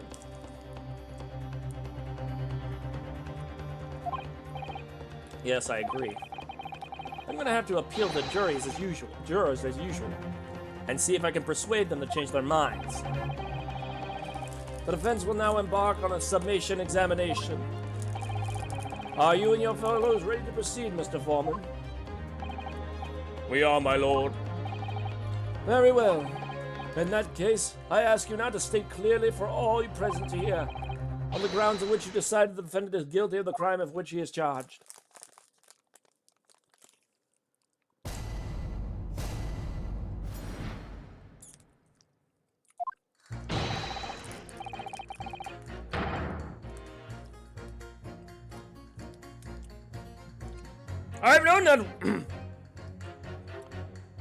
I've known that woman for years. She'd never be an accomplice to anything. What utter nonsense to think those two would ever be conniving with one another. Oh dear, this is most troubling. But surely the waxwork the man stole is nothing to do with the coroner, is it? I have had problems. I have had my own problems with the members of the police. I do not trust them much. If you don't trust them much, then why the fuck did you sign it as guilty? I've seen no rigorous proof behind this waxwork ever been inside the birdcage. It's conjecture. In case he's subtle without evidences, is he not a proper job, is he? I won't have it. Is she a child? I feel like that's a child. Somewhat unsurprisingly, it seems the introduction of this waxwork model to the proceedings has polarized opinion. Given that its face is obscured,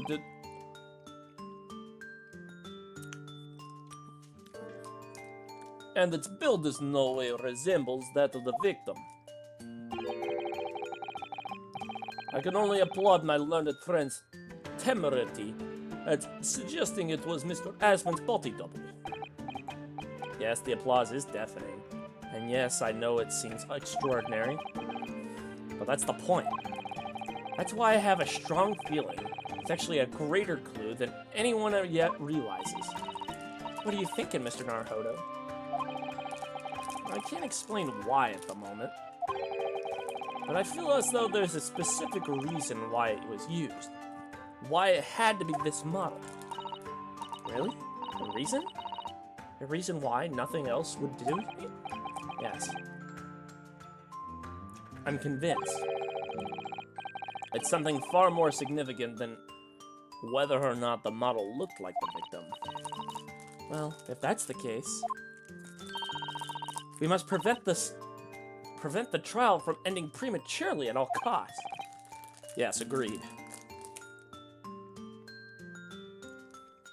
I have to find a way out of this.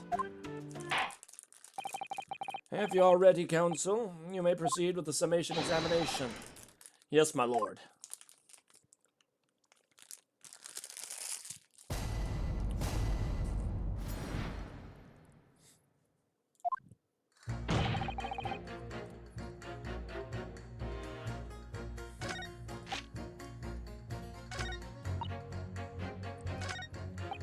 Hold it! What sort of problems? Let's just say we have run into each other on numerous occasions where I've been performing on the streets. Right, I see. Obviously, artists such as myself cannot appear on stage as we work in close proximity to our audience. So we perform our great magic in parks, on street corners, and the like. But the police use any excuse to make our lives difficult. Excuse me. Do you have something to say in response to that, Mr. Ottermole? Who are you calling a mass murderer? Sorry, my mistake. I got confused because I heard you look like him. I don't look like the man. You want to be locked up, sonny? Thanks, Mr. Sholmes. Perhaps we could move on. I was really wondering if you had anything you wanted to add in response to what juror number 3 just said. And clearly you do. Back in my day, back in the good old days, it wasn't like this. What was it like, sir? We worked our fingers to the bone to earn public's trust, we did. And by Jove, we earned it! People respected us back then. Respected you? No one would have called a coroner into question in them days. A coroner's report was the hallmark of an investigation done right. Especially when Dr. Courtney Stevens put her name to it.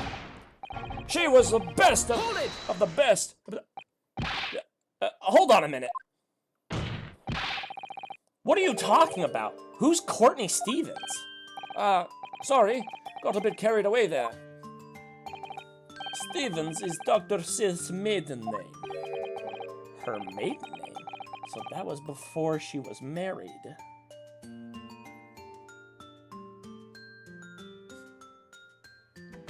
Wait. Hold on a minute. She was the one who did the coroner report for the professor.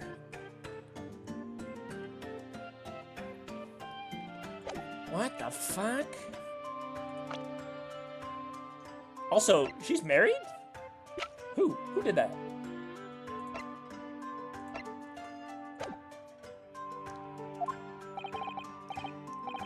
Of course, yes, silly me. It's Sith now, isn't it? Stevens.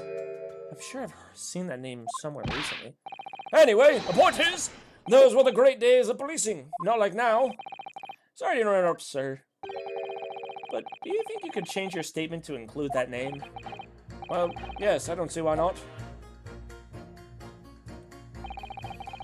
It was Courtney season, a legendary core even back then.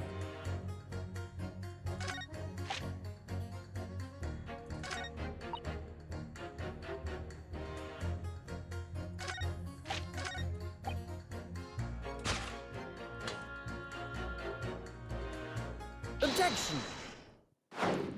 Ha! Those two statements clearly contradict each other. Good gracious! To whose statements do you refer, counsel? So, juror number 2. Oh gosh, me? What can I do for you?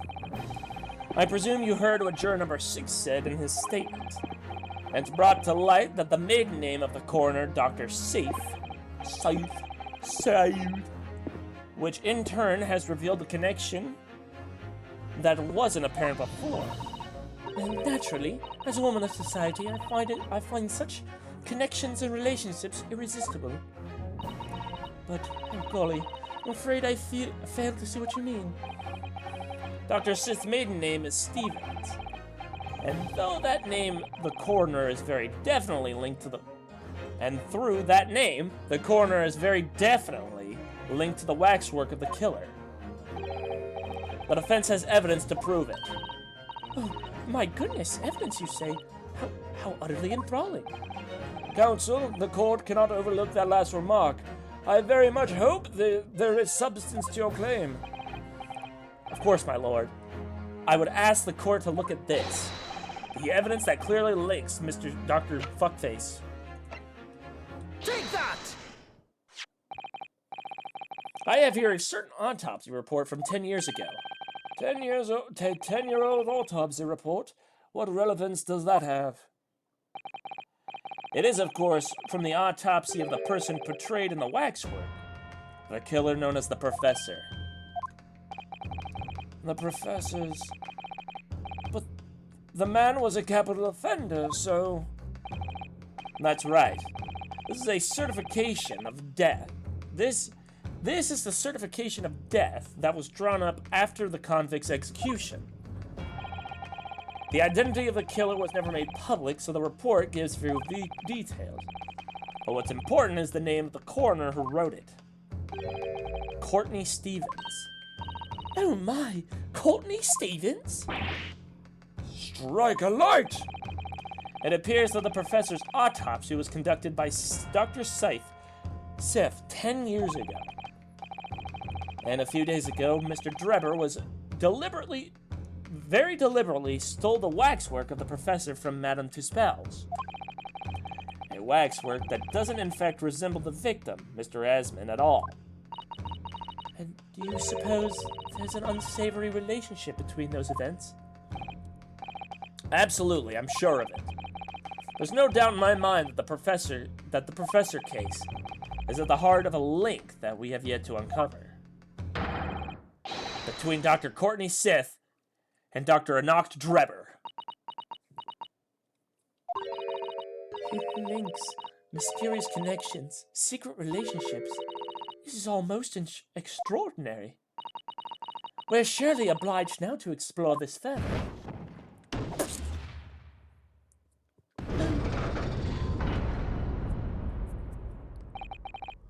Quite right. We can't let this trial come to an end now. Not while this cloud of suspicion hanging over the yard's best coroner. It wasn't like this in my day, but we're still here to uphold justice in the end.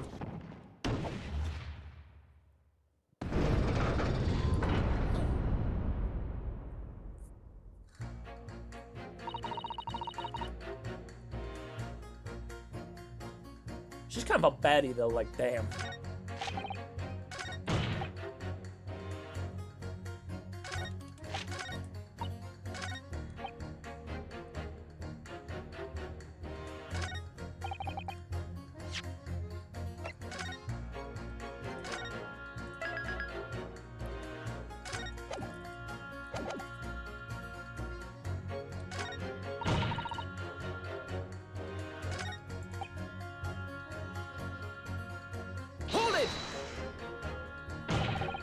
but you claimed the whole instantaneous kinesis demonstration was a trick. That I did, but there's more than one way to pull a rabbit out of the hat, isn't there? Sorry? I grant you, given that this cage appeared from amidst an explosion, there'd have been no need to use a real person. But if a waxwork had been used, the culprit could at least have the decency to make it look like the victim. I'm not sure exactly how much criminals are governed by decency. The point is, if you're going to make a claim about that waxwork being inside the birdcage, you need to give us some evidence. Without that, it's just not science. Well, you didn't really give me enough time to give you said evidence before you decided to make it fucking guilty. I suppose we should expect nothing less than a logical argument from a fellow of the Royal Science Society. But that perhaps means his mind can only be changed if we manage to present suitable evidence. Evidence, then? Actually, I have something I'd like you to see, Sher. Oh? I must warn you that I firmly believe it's only wise to trust men with white coats. So, given your jet black outfit, I don't mind admitting that to a sense of trepidation here. So you don't trust anyone in black? Looking in the mirror must be very trying. I do have some evidence that proves the waxwork inside the bird up. Take that! What's that? A piece of glass? Though it's unusually thick for glass. Yes, it's a piece of broken glass we found inside the jacket of the waxwork. As you say, it's not ordinary glass, though. It's very thick and clearly made for extra strength. Much like the special glass that was developed for the construction of the Crystal Tower. And the Crystal Tower... Holy smoke! Exactly. The centerpiece of the Great Exhibition, where the very incident we're talking about took place. On the day in question, the birdcage fell from above and smashed through the window of that special glass. From whence this small piece originated? Is that it? Precisely. So, what do you say? And now that clear evidence is in support of the assertion has been placed before you. Well, as I said, I only trust men in white coats as a rule. However, when the reasoning is sound, it's fair to say color shouldn't come into it. That definitely doesn't, when you really think about it, this definitely doesn't sound a little racist at all. In light of what you've shown me here, yes, I feel obliged to change my position on the matter. In that case, juror number 4, you will amend your statement now, please. The presence of that glass leaves me in little doubt that waxwork was indeed in the birdcage. I farted and a poopy almost slipped out. I did in fact farty and I poopy and then slip. Objection! Those two statements clearly contradict each other. Good gracious. To whose statements you refer to, counsel? If you could put your corn down for a moment, juror number 5. Oh, you mean me? You've pointed out it's wrong to make an accusation without evidence, but the accusation that the waxwork model was inside the second birdcage on the day in question is not without supporting evidence, as the defense demonstrated to the juror sitting beside you. Oh, is that right? Would it be fair to say you didn't follow the argument? I don't understand much besides Colonel Carve, to be honest. Of course you don't. If I could interject here. Please do, sir. Now that this assertion of yours about the waxwork has been backed up with some solid evidence, it would be wrong of me, as a man of science, not to pursue this matter further.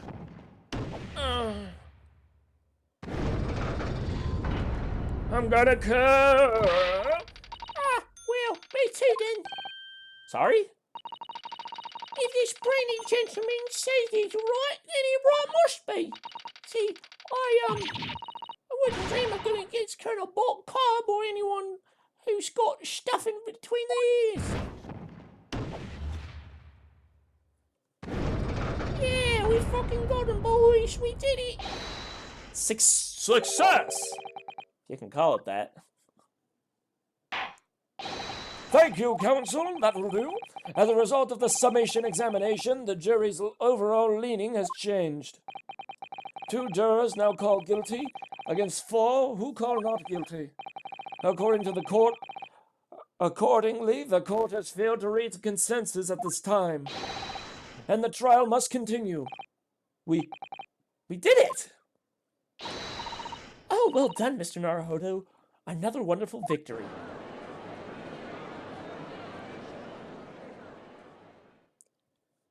Hey, Zykes. Wah, wah. A waxwork of the despicable professor, used as a body double for the victim in this quite extraordinary case. I must say, it's extremely hard to believe the assertion could possibly be true. However, it would appear that it does at least warrant further investigation. It's the waxwork of the professor that links Mr. Drepper and Dr. Scythe. Sith, whatever. Is it Sith or Scythe? I don't know. And I'm convinced there's a special significance to that link. I don't know what you're probing to prove, lad. I really don't. The truth, sir, by using evidence and testimony. If the court is to delve deeper into the alleged involvement of the waxwork in this case, then the prosecution calls for the owner of the model to be summoned as a witness. The owner?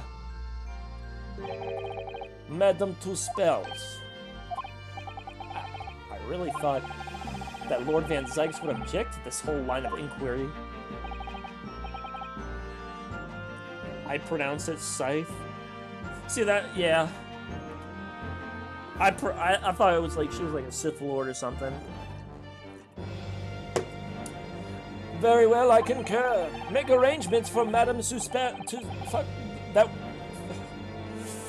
damn good-looking woman to appear as witness. Listen carefully, my learned friend. Oh, yes. Also, fuck you, Matt. He is real! Ha! So much for a bot, you stupid bitch. You should know that you're on the brink of opening Pandora's box.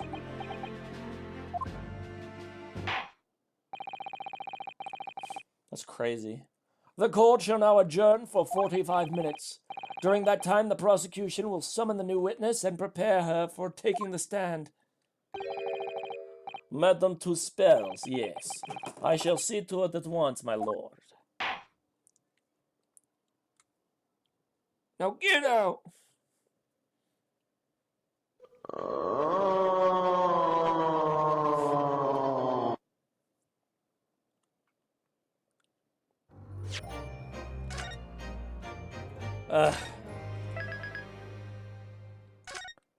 Fucking hell.